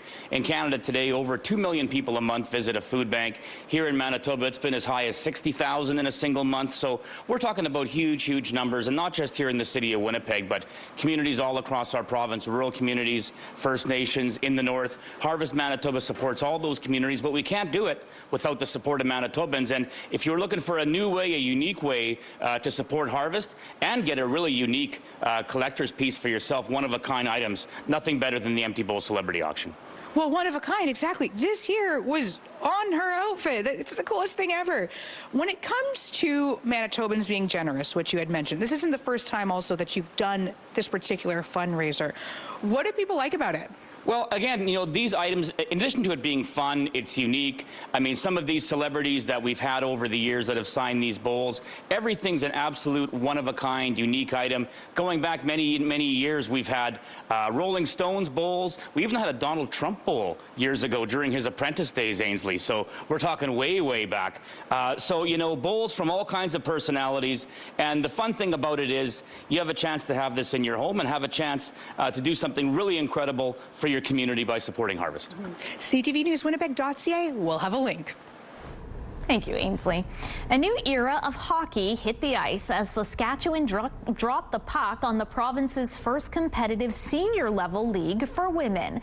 CTV's Allison Bamford has more on the opportunity for women to play the sport longer. I was definitely nervous. Savannah Stevenson hasn't played on a competitive hockey team since finishing her U.S. college career in 2020. Hockey was always an escape for me, so being able to get on the ice, I was able to leave everything at home. And now she has that outlet back in Canada. This is the first game in the inaugural season of the Saskatchewan Senior Women's Hockey League. Before now, when girls aged out of university sport or the under-22 league, that was it. There's so many girls that stop playing, stop being involved. It's just almost a sore spot because it's not there anymore. This league fills a long-standing gap in a province that already has more than 100 senior men's teams. This is step one. This is the groundwork, and it's going to become something, and we're a part of that first step. Co-founders Jenna Merck and Megan LeBlanc built the league from the ground up, with the goal of giving women the opportunity to play competitively for longer. It's going to be a learning year, everyone knows that, and it can only get better from here on out. 11 teams across the province will play 12 regular season games, structured to strike a balance for players. We're mothers, you know, we're family people, we have jobs. To have that season a little bit shorter condensed so that people can plan around their schedules and we can have good quality talent, I think is really important. Players say the launch of this league comes at a time when women's hockey is booming. The NHL hired its first ever female coach last year, and the Professional Women's Hockey League is entering its third season. If you look at female hockey in general, there's a lot of huge things happening, and I think this league is another monumental moment. A league of their own that they hope will stand the test of time. Allison Bamford, CTV News, Saskatoon.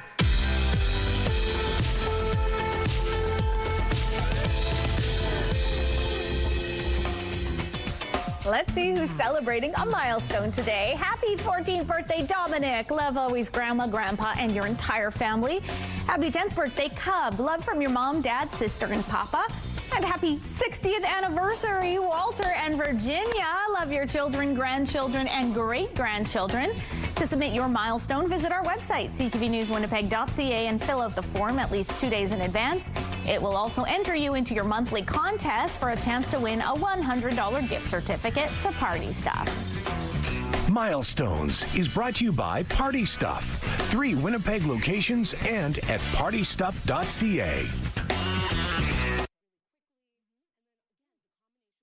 Weather is brought to you by ABC Fire and Safety, your CO2 refill store. All right, it is beautiful out here this morning with fairly clear conditions to kick off your morning and pretty decent temperatures as well. 1 degree right now with north winds 2 kilometers per hour. The pressure rising, the humidity sitting at 92%. All of this sunshine is looking good. It's just going to keep us a little shy of seasonal. With those temperatures on the rise today, we're not going to get to what is normal for this time of year. Staying just shy of it, only by a couple degrees, but the sun is shining, and that's going to make for a far more pleasant day. Are we going to get to the Almanac? I wonder if we have that to show you as well. So as far as the conditions go today, it is going to be a little bit below seasonal, but the conditions, like I said, clear and sunny no matter where you are. So for northern Manitoba, that's a very welcome change after all of that snow that you saw over the weekend. Oof, how early in the year it is to have that first winter storm hit. But here in the south, nothing like that. There may be some precipitation today, but mild enough that we're going to be seeing it in more liquid form. As far as what is normal for this time of year, so 10 degrees would actually be that seasonal daytime high. 8 is where we're going to be topping out today, so a little bit missing the mark for today. A normal daytime high, as I mentioned, would be around 10. Last year we only got to 7, so we could surpass that this year. However, that record back in 1988 got up to almost 30 degrees at 29.1. So talk about a shock to the system. I mean, you talk about snow being a shock to the system, but equally so, almost 30-degree temperatures this time of year, not what you would expect. His work has been a finalist for the Margaret Lawrence Award for Fiction, and his latest, Into the Dark by David Elias, tells the story of a mother's struggle after her 2 boys were badly injured in a house fire, and the other bizarre events happening in the community that follow. Joining us now to share more is celebrated author David Elias. Good morning, David. Thanks for being with us. Good morning. Thanks for having me. This is a cool book. Tell us what it's all about. It is called Into the Dark by David Elias. Tell us what it's all about. Well, as you were saying, you know, there is a very traumatic event that happens in the book where 2 boys are badly burned in a fire. And the family, the mother and father, struggle to deal with the aftermath of the terrible disfiguring injuries that these 2 boys suffer. And at the same time, it's historically, we're in the early 60s. And so it's just the time where these people are living in rural Manitoba, where American network television is making its way into people's homes and bringing along with it news, including the Kennedy assassination. That's kind of a through line through the book. And so that goes through the book, and then you have those 2, along with some other plot lines that all converge together to the end of the book. David, they say every author has 1 book in them. You have written several, and I'm curious how you came up with inspiration for this and how you keep coming up with new ideas, because I can't imagine it's easy. Well, that has never been a problem for me. I have always, I always seem to have a lot of ideas going around about projects that I could be starting up next. Sometimes 2 or 3 at the same time. That turn out to be, you know, different books. So far so good in terms of not having any writer's block. Writer's block is not something I suffer from. No. So what specifically inspired Into the Dark? Well, I think part of it was that I wanted to write back to that time when the Kennedy assassination took place. I was I was an adolescent, but it certainly affected me, and you know, it was exactly at that time that we were all starting to watch, as I said, American network television. And here was Walter Cronkite coming on, and here was the you know, the aftermath of that, the funeral, the shooting of Lee Harvey Oswald, you know, Kennedy's assassin, live on television. I remember seeing it live on television, and so that's always stayed with me. And I thought I would take that event and then incorporate some fictional characters, and there you go. You've got beginnings of a novel. Well, that's very much one of those moments that everyone would remember exactly where they were when they heard, and yes, felt like an event that was very much covered at the advent of live television. So this book is coming out, and there's a big launch party to celebrate it. Tell us all about that. There's a launch at McNally Robinson, October the 23rd, the Thursday of next week, I think that is. I'm co-launching with another author. He's just starting out. It's his first book, and so the two of us are going to have a co-launch at McNally Robinson, and yeah, talk about our books with host. The host is going to be Ron Robinson, and really looking forward to that. Yeah. Is it? Do you do a lot of mentorship with younger writers? Because I imagine getting published is a feat in of itself, and navigating this changing landscape of publishing is. I have done a lot of mentoring. Yeah. The Manitoba Writers Guild has a program called the Sheldon Overman Mentorship Program, which compares young emerging authors with you know, established authors. And I've done that probably about 9 or 10 times. Wow. Worked with individual, and some of those authors at that time just start trying to get going, have gone on to become rather well-known authors. Wonderful. Yeah. Well, thank you so much. Again, Into the Dark will be launched at McNally Robinson coming up on October 23rd. David, congratulations. Thanks for being with us. Thanks very much. Hi everyone, Mark Rowe inside the Sports Center newsroom with your must-see moment from Monday. And for it, we're going to head to Buffalo. Sabres taking on the Avs. Martin Necas drops it off to Nathan MacKinnon, and check out the one-touch dangle before putting the backhand past Alex Lyon. An unreal move by MacKinnon to get around Ryan McLeod, and a great finish as well. He had 2 goals in the game, and that one is your must-see moment for Monday. Tonight on TSN, you can catch the Canadian men's soccer team in an international friendly against Colombia, with coverage getting underway at 7:30 Eastern, 4:30 Pacific on TSN 1 and 4. That's all from the Sports Center newsroom. Have a great day.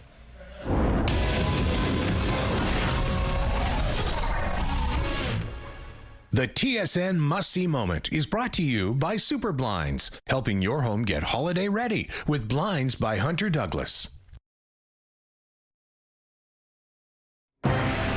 It's Tuesday, October 14th. Power outages across Manitoba. Crews work to get lights back on after a fierce fall storm slams the province. Plus, ceasefire in the Middle East, with hostages freed and aid trickling in. Is this peace deal built to last? And new U.S. tariffs hit Canadian goods. Higher costs on lumber and furniture could leave consumers paying the price. Your Morning Winnipeg starts right now.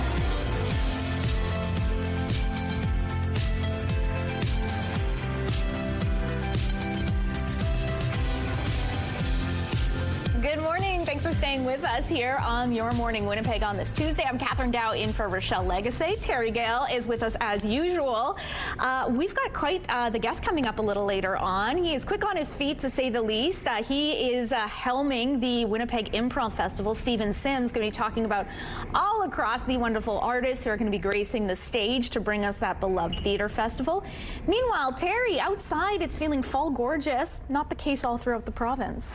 Northern Manitoba, honestly, thoughts and prayers. Yes. Like, there's actually a lot of people. No, I mean, there's several hundreds of people that are waking up without power this morning. Still, it's been ongoing, and what a stressful situation that must be through parts of Northern Manitoba. Meanwhile, we ended up with a gorgeous weekend here across Southern Manitoba. A little bit of rain on Sunday, but that sky cleared out by Monday, and we're still seeing that sunshine now as we're kicking off your Tuesday morning. It's 1 degree with a north wind 2 kilometers kilometers per hour. The pressure is rising. Humidity is sitting at 92%.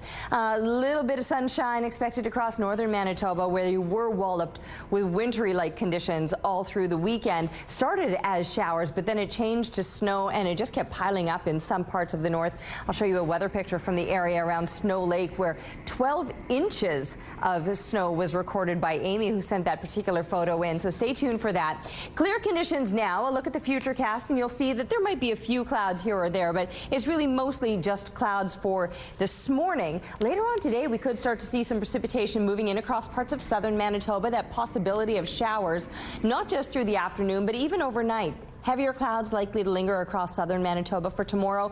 Meanwhile, central, northern Manitoba, things will look a little bit brighter for you. Temperatures are getting back to seasonal. I know today will be a little bit cool. We'll be sitting in those single digits, double digits, 10 degrees, barely into the double digits. That would be a normal daytime high, and we'll get back to those numbers, but today will probably be just shy of it with that possibility of the showers. So 8 degrees today and then up into the double digits, but it will get a little bit soggy later on this week. Waiting for the sunshine. We'll have to wait till about Sunday to see that again. Thank you to Abigail, 4 years old, who collected some leaves for today's art display. We'd love to see what it is that you're working on, so draw, color, or paint. Send that picture to Winnipeg Weather at ctv.ca. And as Terry mentioned, thousands of Manitobans are without power after a fall storm slammed parts of the province.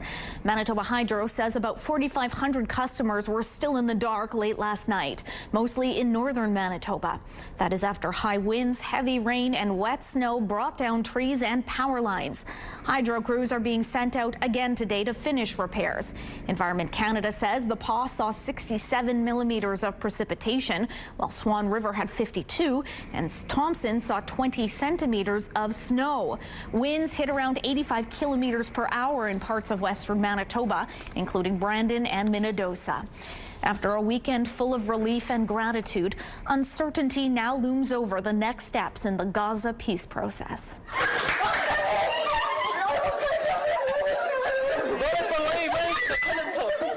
The ceasefire deal brought 20 living Israeli hostages home to their families.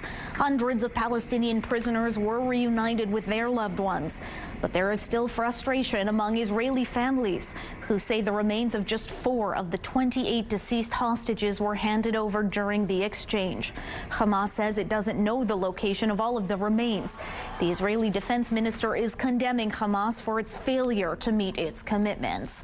3 activists from Newfoundland and Labrador detained by Israel are expected to arrive back in the province today. The 3 were among 6 Canadians on board the Conscience, one of the ships in the Freedom Flotilla coalition. The aid flotilla was intercepted by Israeli forces. The Canadians were released on Sunday. In another blow to Canadian producers, new tariffs come into effect today on wood products. The U.S. will now be collecting a 10% tariff on imported timber and lumber, and 25% on kitchen cabinets, bathroom vanities, and upholstered furniture. The U.S. imports the majority of its lumber from Canada. The tariffs are meant to encourage more domestic logging and furniture manufacturing, but critics expect it to raise prices for American consumers and possibly slow the U.S. home building industry. President Trump says the tariffs will strengthen supply chains, bolster industrial resilience, and create high-quality jobs. Taking a look at the current traffic situation along Confusion Corner, a little bit foggy and quite bright. Very calm along this stretch, so not a bad route to take on your way into work or wherever you're going. Meanwhile, if you have any traffic tips, you can text them to 10400. Traffic is brought to you by Mr. Lube Plus Tires. Open late, ready when you are. We say good morning once again and happy Tuesday to CTV's Ainsley McPhail, who has been at Harvest Manitoba all morning long. What have you got going on now, Ainsley? And, well, Catherine, the Empty Bowls campaign, a great opportunity to help out hungry Manitobans. We've shown you these staple pieces, of course, Dolly Parton, Jelly Roll, the Winnipeg Jets, and more. But what you might not know is that there's other prizes that you can win as well locally. Colleen McVarish joins us now to tell us all about it. Thank you for having me this morning. What are some of the other prizes people haven't heard about yet? Oh, so we have our online auction that there's about 137 items on there, which include all the bowls. You can go to Winnipeg Harvest, oh my gosh, Harvest Manitoba, to our website, and the online link is right there. Click the button, and you'll see all the items. You'll see Dolly is number 1. You've got John Travolta. We have dinners for 8 in your home. We have True North Sports and Entertainment gave us tickets to any show in 2026. There's so many items. Go and have a look. And also our raffles there as well. Everything's on that one site. Yeah, because people might be watching going, okay, Ainsley, you've been telling us about the bowls all morning. How can we actually do it? So it's all online. Also, though, this Thursday, you've got the gala, the big event. Unfortunately, that's sold out. But if you're watching, there's a way that when you're there, you can support Harvest additionally. Yes, well, as you're attending the gala, the dinner on Thursday, for every mocktail that is purchased at the dinner, $1 will come back to Harvest. So you can support while you're there, or even if you can't attend or because it's sold out, please go online and just make a donation. We heard earlier from Vince Barletta, President CEO, the need, the demand, highest food bank use in Canada, right? Like that Canada has seen. What does that mean to you guys to be able to pull in this volume? It is unbelievable, the support that we've gotten from the city and the province on all the items for the auction, all the celebrities that have signed bowls, and just what they go through. Like, they're so willing to help, and it's just unbelievable how helpful this province is to feeding the hungry and helping us feed those individuals. Thank you so much. I hope people head to a link on our website in order to find that link as well, ctvnewswinnipeg.ca. Thanks for this, Ainsley. Those look amazing. Your morning just got a whole lot richer. We are giving away a staggering $20,000. Imagine what you could do with an extra 20 grand. A dream vacation, home renovations, paying off bills. The possibilities are endless. Today's code word is breakfast. Head to the contest page on ctvwinnipeg.ca or scan the QR code on your screen. Enter the code word breakfast with your info for your chance to win CTV Your Morning Winnipeg's $20,000 giveaway. And tune in tomorrow for another code word. Good luck. A new study from the University of Montreal is outlining the health impacts of sitting in traffic. The research suggests commuting is more than just frustrating and that it could have a negative impact on your well-being. CTV's Sweeta Rassi explains. A daily commute is a big part of most people's workday. It takes around 30 minutes, 35 minutes, it depends. Without traffic is 25 minutes by car. With traffic, can go anywhere up to 2 hours, and by metro is 2 hours. I hate it. I hate the commute. It's long. A new study shows longer commutes can affect mental health, but it's not about dealing with the stress of traffic. It's about personal time it takes away, according to Annie Barek. The more you spend time commuting, the more workers will report having work-family conflicts, and therefore will also report having more psychological distress. She says long commutes affect employees' work-life balance and the time with loved ones. So it is a very important issue that we have in our societies with parents, with both parents working and having both professional and family responsibilities. The study also found how people commute matters as well. While Barek says public transportation is crucial, the study suggests it's more stressful than using a car to get to work. Probably that using car gives the employees a little bit more sense of control, and this is how we can explain the link. According to Statistics Canada, the average commute time in the country is 26 minutes. While it's not clear what constitutes a long commute, Barek says her previous research shows that even a 20-minute ride to work could have a negative impact. There were more symptoms of burnout after a 20 minutes ride. Barek says employers should try to be more accommodating, offering work from home opportunities and flexible hours, a short-term strategy that can have benefits down the road. Sweeta Rassi, CTV News. All right, beautiful outside. Well, at least it looks good. Don't step outside without your extra layers on. It's a little bit cool, but through the Bathfitter Live Eye, it does look stunning. Bathfitter, your bath and shower experts for more than 40 years. Sunshine to kick off your morning. I say don't step outside without those layers because it is a little bit chilly. In fact, we're sitting right around the freezing mark right now, which, by the way, that is normal for this time of year for morning temperatures. We were as cool as -2, so we've at least made some gains this morning. But many places throughout southern Manitoba are still a few degrees below the freezing mark. Clear conditions, though, and that's nice to see. It took the sun some sweet time to rise this morning, but at least now that it's here, it should stick around through the day for northern Manitoba, who's probably pretty desperate to see some of that sunshine after getting walloped with a winter storm over the weekend and the snow piled up. Nasty conditions. Now it's going to look a little bit clearer, a little bit brighter, and it'll stay that way throughout this week. There's a look at the satellite image, and there's really not much to show you because it is quite clear out here this morning, but it may not stay that way throughout parts of southern Manitoba and here in Winnipeg included. We'll see the clouds building up through the day and even possibly some scattered showers for later on this afternoon. 0 degrees as kids get settled into the classroom, 5 degrees by lunchtime, and topping out at 8 degrees, that is below seasonal. We'll get back up into the double digits. 10 degrees would be normal for this time of year. So by tomorrow, we're at least pushing closer to seasonal or even slightly above. Later on this week, though, with some heavier clouds, some more precipitation is expected. We'll be waiting again until Sunday before we're seeing much of that sunshine again. Taking a break right now, but stick around. We'll be back in just a moment with more CTV Morning Live. The third quarter earnings season kicks off in earnest today when the major Wall Street banks report their quarterly results. Coming into the quarter, analysts expected the S&P 500 companies to report a 7.9% jump in earnings per share during the third quarter. According to FactSet data, if that figure holds, it would mark the 9th straight quarter of positive earnings growth, but a deceleration from the 12% earnings growth reported in Q2 of this year. On the AI front, Samsung shares are down in Asia, even though the chip maker posted its biggest quarterly profits in 3 years. Traders cite profit-taking after a recent rally as investors locked in gains following solid preliminary results. Samsung stocks are still up roughly 70% this year. And global equities are being pushed down as China ups the ante in its trade war with the U.S. China has placed limits on 5 U.S. entities tied to one of South Korea's biggest shipbuilders and has threatened further retaliation.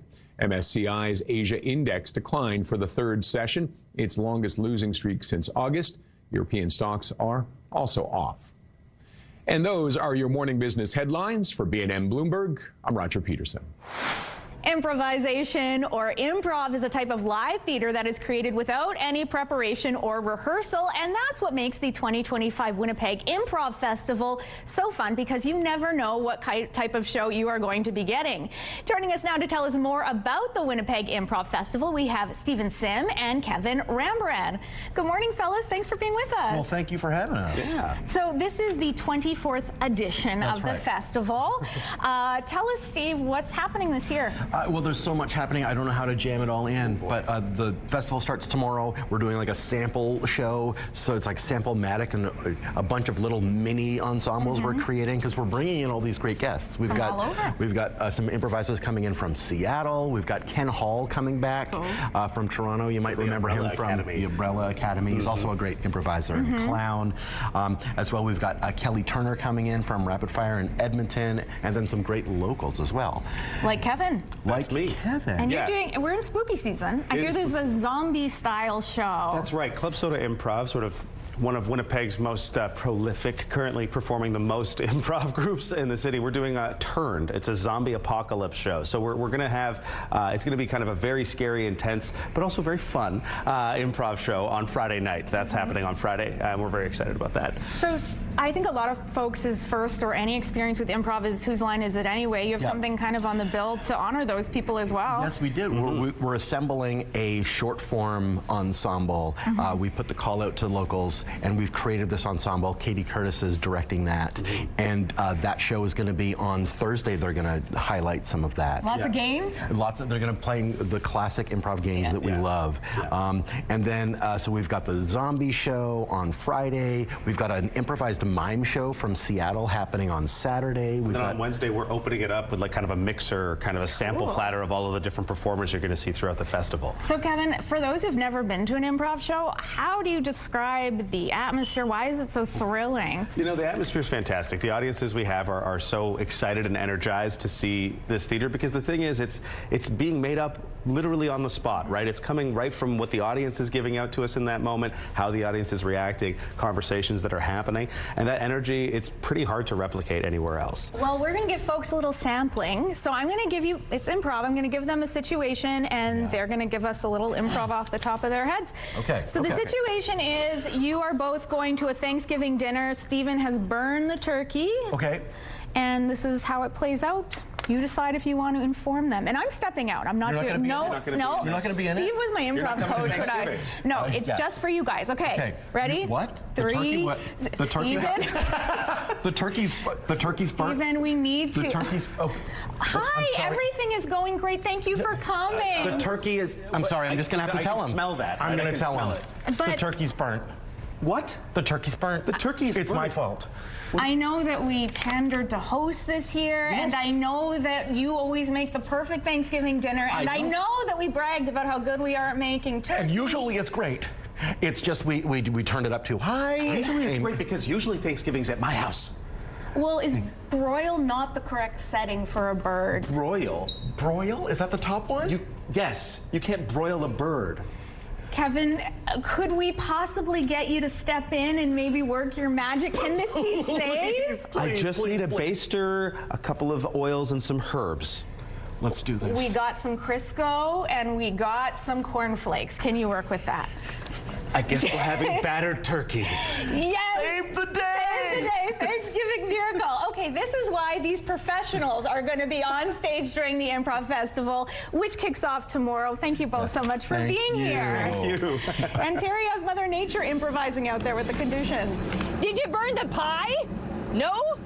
Well, then Thanksgiving saved. That's all we need is some pumpkin pie, right? When it all comes to an end. Anyway, we're waking up to sunshine this morning. It's looking gorgeous out here. Beautiful conditions to kick off your Tuesday for northern Manitoba. What a welcome sight after seeing all that snow over the weekend. Oof. Heart goes out to you. We're sitting at 1 degree. Sorry, we're sitting at -1. -1 here in Winnipeg, when 0 is in fact a normal low temperature. So we were as cool as -2. We got up to the freezing mark. We fell back again. We're doing a little bit of a dance right now, and just below seasonal to kick off your morning. But it does look beautiful and bright out here. Blue sky above and sunshine. And that's going to be the case across the entire province today. And I say what a welcome sight, because for northern Manitoba, much of the region is now digging out after a massive winter storm rolled through, cutting power to a lot of places with some intense winds and heavy wet snow. Now seeing the sunshine back again and plus-digit temperatures, you might start to see some of that snow finally melting. Here in the south, we've got some precipitation possibly ahead, but in liquid form. We'll see some clouds building up through the day, the chance of some showers for later on this afternoon, a below seasonal start to the week here on Tuesday, I guess, late start to the week. But we'll top out at about 8 degrees when 10 is normal for this time of year. But after today, we should at least be in the double digits as we look through the rest of this week. There's a look at all of the snow that fell up in this picture taken in the Snow Lake area. In Amy's backyard, she measured 12 inches of snow. Talk about a walloping for your Thanksgiving weekend. Taking a break, we'll be back with Your Morning Winnipeg. Weather is brought to you by Canadian Footwear, helping you find the perfect fit.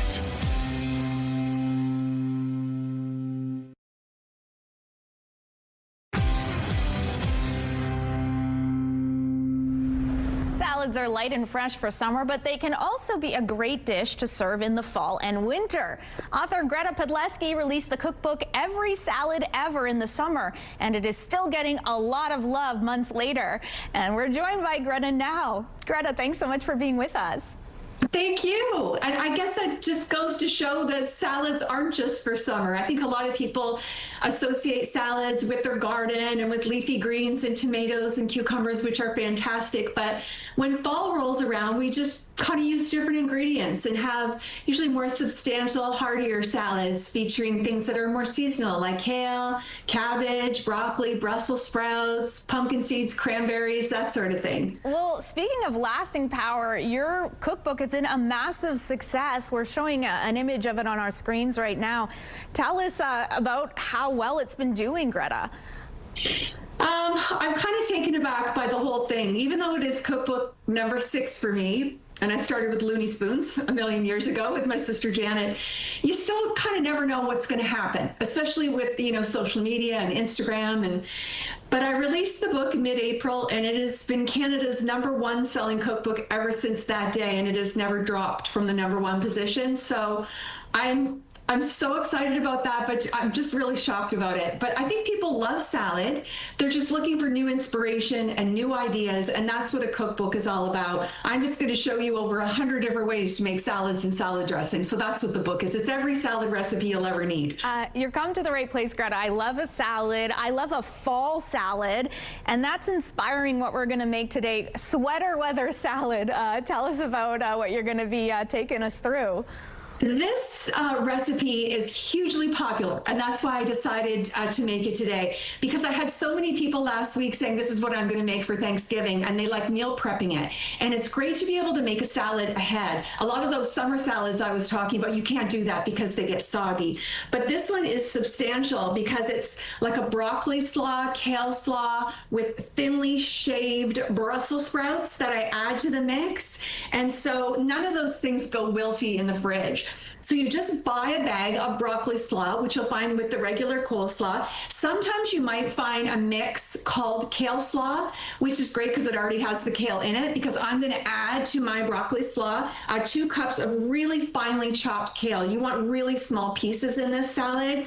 And then I've got the shaved Brussels sprouts that I talked about. So I'm going to say I maybe have 8 medium Brussels sprouts, and I just cut them razor thin with my smallest knife. You can use a food processor, but I mean, it's so easy to do it by hand. And so see how light and fluffy they are? They're not big chunks of Brussels sprouts. And I think I've turned Brussels sprout haters into Brussels sprout lovers with this recipe, or at least that's what I'm hearing, because they're completely different when they're raw and shaped like that. And then I've got some pumpkin seeds, and sunflower seeds would be really nice as well. And then these are dried, the sweetened cranberries. So these are all very pretty, fall-like, holiday-like ingredients. And this goes with a creamy orange poppy seed dressing. Let me whip through that very quickly because it's super simple. It just goes to show you how easy it is to make your own salad dressing.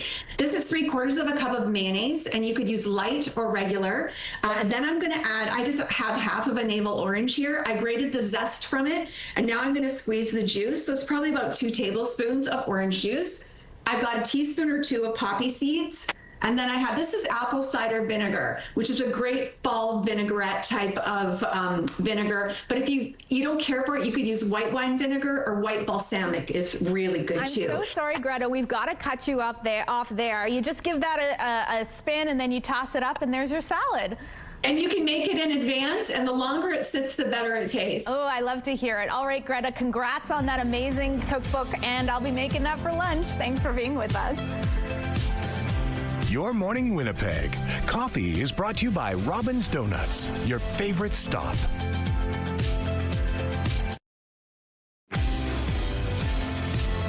I look outside and we're seeing just a few clouds out there, -1. Northeast winds are light. They're only 8 kilometers per hour. The pressure rising and the humidity sitting at 95%. It was clearer earlier this morning, but we're already starting to see just a few clouds building up. And I'm going to back right up here and you'll see what's going on into this very southwestern corner of the province. Any folks in Melita, you let me know what's going on. Are you seeing some of that snow yet? Oof, I know, not exactly ideal, but that early morning precipitation will eventually likely change to showers. But with these temperatures this morning close to the freezing mark, there is a very good chance that anybody that sees that precipitation before it starts to warm up might see a few flakes of snow. Nothing like what northern Manitoba experienced over the weekend, though. My goodness, that was a walloping, a nasty winter storm set through.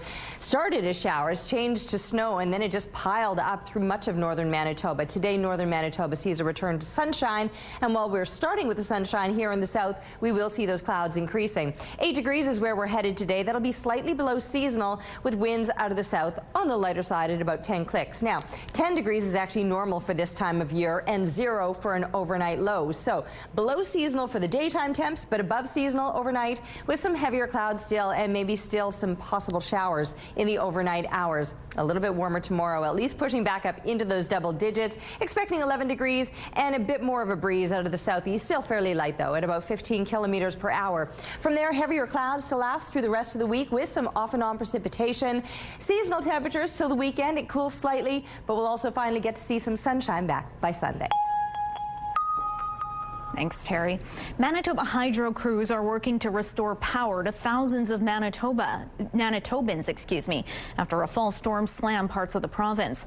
Hydro says about 4,500 customers were still in the dark late last night, mostly in northern Manitoba.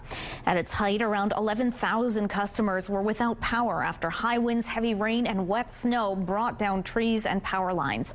Hydro says road closures and widespread damage are slowing the progress of repairs. They're asking people to stay at least 10 meters from any downed lines and report them to 911. Prime Minister Mark Carney and other world leaders were in Egypt for the signing of the Middle East peace plan. We've achieved what everybody said was impossible. At long last, we have peace in the Middle East. U.S. President Donald Trump, along with more than 20 world leaders, took part in the ceremonial signing for the first phase of the Israel-Hamas agreement. It calls for a ceasefire in Egypt, along with the return of hostages in exchange for the release of Palestinian prisoners. The leaders of Israel and Hamas were not in Egypt for the signing. A statement from Prime Minister Carney says the release of hostages must be a turning point toward lasting peace. Canada and India appear to be moving forward on a renewed relationship. Both of our governments agree on the importance of elevating the relationship. Relations between Canada and India collapsed in 2023 when the Liberal government accused New Delhi of playing a role in the assassination of a Sikh activist near Vancouver. But things are beginning to thaw. Foreign Affairs Minister Anita Anand met with India's Prime Minister Narendra Modi yesterday. Anita Anand also released a joint statement offering a roadmap to a stronger trade partnership between the two countries. Today she will meet with business leaders in Mumbai. Cyprus has a cat problem. Yes, officials in the small island nation say there is about one stray cat for every person who lives there. And activists believe the actual population of feral cats is much higher. There is a program that carries out about 2,000 sterilizations a year, but that's not enough. Now the government is raising its funding for the cat sterilization program, being hailed as a step forward. Experts say due to their predatory nature, a large population not only has the potential to wreak havoc on the island's ecosystem, but could also be dangerous for them as they roam busy streets looking for food and shelter. Turning to artificial intelligence for medical advice is as easy as pulling out your phone. While its advice isn't always accurate, new research shows AI can be very persuasive. And as CTV's Andrew Johnson shows us, experts say our faith in AI is eating into valuable time with an actual doctor. Complex medical advice at your fingertips, and new research proves AI is also really good at showing it cares. The conversations with large language models were more persuasive than the ones with people. They were also considered more empathetic than people. University of British Columbia researchers found ChatGPT was more persuasive and pleasant to deal with than an actual human. When it's written in such an authoritative way, and it has answers to everything you ask it, then of course you would assume that it knows what it's talking about. Sometimes it doesn't, but AI is becoming so convincing. Doctors say patients are arriving to appointments already armed with a diagnosis they may place more trust in than they do in their physician. Oftentimes people get it bang on, but other times people come across things and you spend a lot of time convincing them that that's not exactly what's the case. And that education piece, I think, takes a lot of time. But with millions around the country unable to access a family doctor, the Canadian Medical Association says it's understandable patients are turning to anyone or anything that is available to help. Part of the reason people go online is that they can't get the access that they deserve. And when you have had a primary care provider over a period of time, then you build a trusting relationship. And then you can start having those difficult discussions whereby they will listen to you. Face-to-face conversations that for many require waiting for hours at a clinic or emergency room to speak to a stranger. So they choose asking AI instead. Andrew Johnson, CTV News, Vancouver. Taking a look at the current traffic situation around the St. James Bridge. Starting to taper off in terms of those traffic volumes. It looks sunny and easy to commute there. Of course, if you're having any issues, you can always text them to 10400. And taking a look at your gas prices, the Canadian average stands at $1.48, while the provincial average is slightly lower at $1.24. In Winnipeg, that average is $1.23. The lowest price in the city is at $1.12, and you can find this at 120 Salter Street and Flora Avenue. All this information is on GasBuddy.com. The Price at the Pump is brought to you by the Kidney Foundation. Help by donating your card today. Take you now to the results of your question of the day. We wanted to know, what's your favorite dessert? Ray's is a Thanksgiving staple, pumpkin pie. Had some last night. Marlene says her favorites are tiramisu and pecan caramel cheesecake. Sandy from Stead says angel food cake with homemade chocolate icing. My tummy is rumbling. Thank you so much for your responses. Checking in one last time with CTV's Ainsley McPhail, who's had just a delicious morning at Harvest, Manitoba. The Empty Bowls fundraiser, Catherine, is live. You can auction off those celebrity bowls. Go to a link on the website. But I want to tell you about the Faces to Harvest Manitoba, the faces that over 50,000 people served just in the food bank every single month. Rena's joining us now, and she's telling us about her story and how she's giving back. So first, Rena, thank you for being here. Second, tell us about how it all started so many years ago.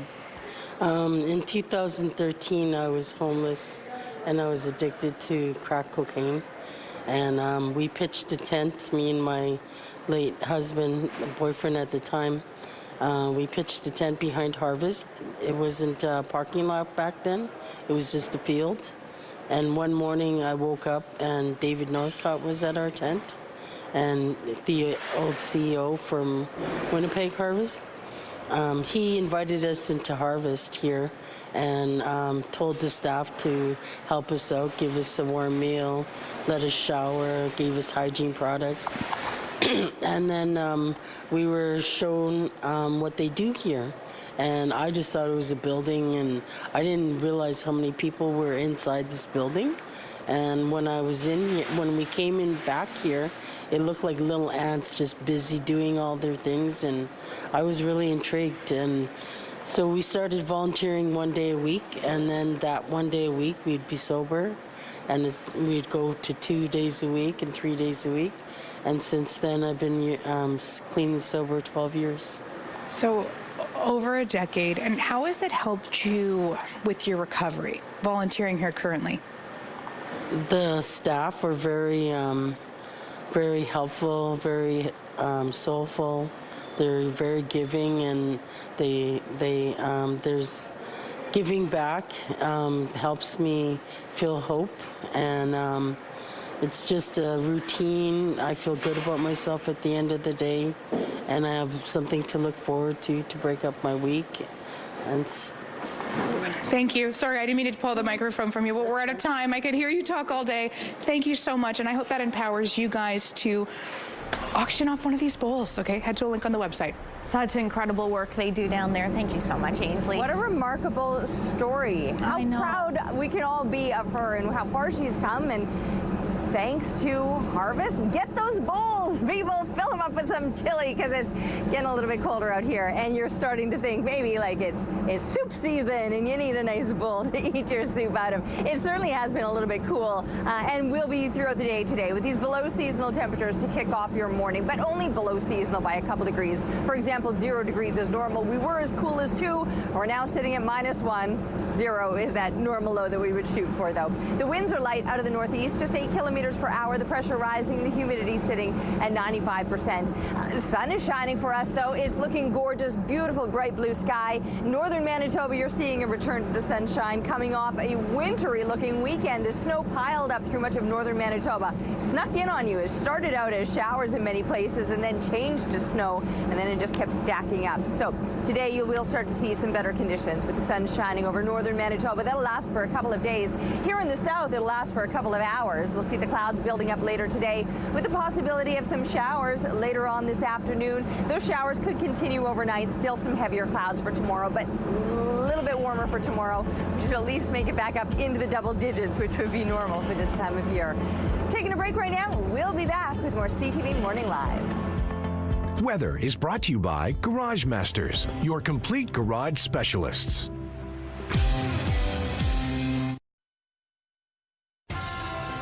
Have a news tip? When you see news happening, let CTV News Winnipeg know. Text your tips, pictures, and videos to 10400. That's 10400. Message and data rates may apply. A home in North Point Douglas has brewed an entire room filled with 100 Robin's Donuts memorabilia. All right, let's go check out the Robin's Nest. Huh? With that? Come on in. Ronald George Moore is the curator of this collection. Some of the items include Robin's figurines, mugs, containers, a license plate, a pair of whiskey glasses, and a decanter with the Robin's logo. Moore says one of his prized possession is a gift from his fiancée, a neon sign. When she got the sign, the neon was busted, and she replaced it with Moore's podcast name. Moore says the response from others has been positive. Be interested in checking it out, so that's kind of cool. It's not like I have tours or anything, you know, but yeah, usually people are pretty positive, and just because it's kind of a unique thing to collect. I don't really know anybody who's collecting Robin's Donuts memorabilia, you know, so it's fun for me, and if anyone else gets a kick out of it, you know, good for them. Moore says he likes the chain because the coffee beans haven't changed in 50 years, and the chain is a reminder of family and home for him.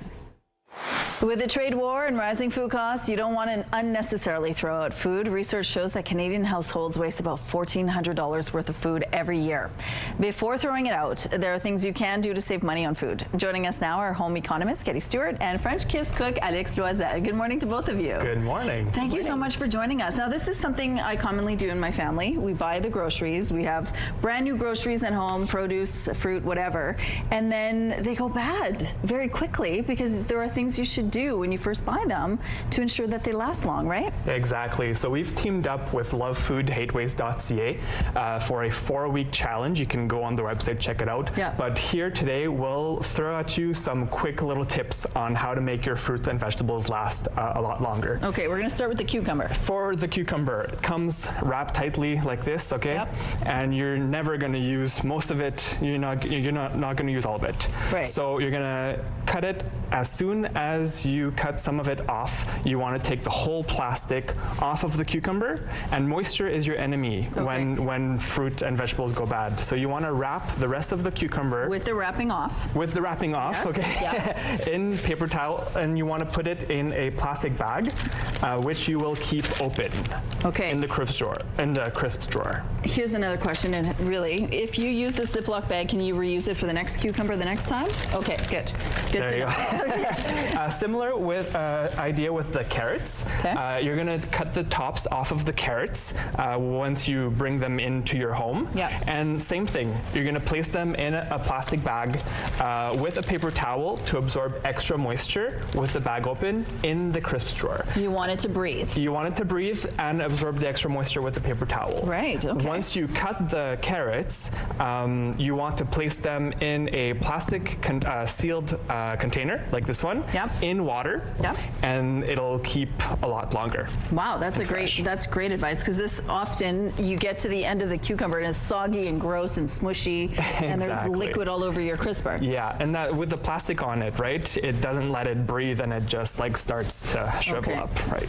Same rule goes with the fruits here as well. You got blueberries, you got strawberries. I often hear my husband tells me, don't wash them. Why is that? That's great advice because, again, as Alex said, moisture is your enemy. So when you have your berries, don't wash them until you're ready to use them. Okay. And You could even go a step further and add a little bit of an absorbent towel to absorb any extra moisture that might be in those containers. But these clamshells aren't horrible. I would just add that paper towel. It allows a little bit of air circulation, so I would keep them in there, but add that paper towel. So you recommend taking the strawberries out, putting the paper towel on the bottom, putting them back in without washing, without cutting off the tops. Right. Okay. And that way you will notice if there's any oogie ones in there already, get them out. Yeah. Okay. Herbs, another one. So some herbs you can leave like a bouquet of flowers, add a little bit of water. This parsley would love some water. It's starting to droop. Put some water in there and put the whole thing in the fridge. You can cover it with a bag just to keep the leaves from drying out. But dry herbs like this rosemary, again, notice I have the absorbent towel in a little dish and I can cover it and store it like that. So there's dry herbs, or there's fresh leafy herbs that could use a little bit of water. An alternative, if you think this is going to spill in your fridge, wrap this in damp paper towel and then put it in a baggie. And away you go with now, when it is sitting in the fridge with water in it, do you change the water often? Or do you definitely want to keep that fresh. And again, just read the clues, read the room. It's going to tell you that if it looks really gross, change it. Change it. Yeah. Anything same with else? your carrots too. Yeah. And then so surprisingly, you know, we think having a beautiful bowl of fruit on our counter is a good thing, and it is. It encourages some snacking, but extras should go in the fridge. That's apples, and do you see those beautiful tomatoes over there? The rule is never ever put tomatoes in the fridge. We're going to break that rule because if your tomatoes are on the verge of going back, put them in your fridge and then make sauce out of them. Okay, thank you. Great advice. Thank you so much. Thank you. All right, learned a lot from that one. My goodness, I'm gonna have to get my tomatoes out of my fridge. Or make some sauce with them. Anyway, -1, that's where we're sitting right now with beautiful sunny conditions over the city. Northeast winds, they're 8 kilometers per hour. The pressure rising, the humidity sitting at 95%. And that sun is shining not just over Winnipeg, it's actually shining for everyone today, which is the most welcome sight, I'm sure, across northern Manitoba, who dealt with snowy, wintry-like conditions over the weekend. A walloping of a winter storm took out power lines. It's been a mess, but now at least the sun is shining. Conditions will begin to improve. Here, speaking of some snow, a little bit of precipitation in flurry form just starting to show up along that very southwestern corner. So we might see some precipitation later today. If we do, it will be in liquid form. We're already starting to warm up from our coolest temp this morning. And while we're still below the freezing mark, we'll get up to about 8 degrees. That's slightly shy of seasonal. 10 is normal for this time of year, but the rest of this week, we're back up to seasonal or above temperatures as we head on into the weekend. And we'll be back after this.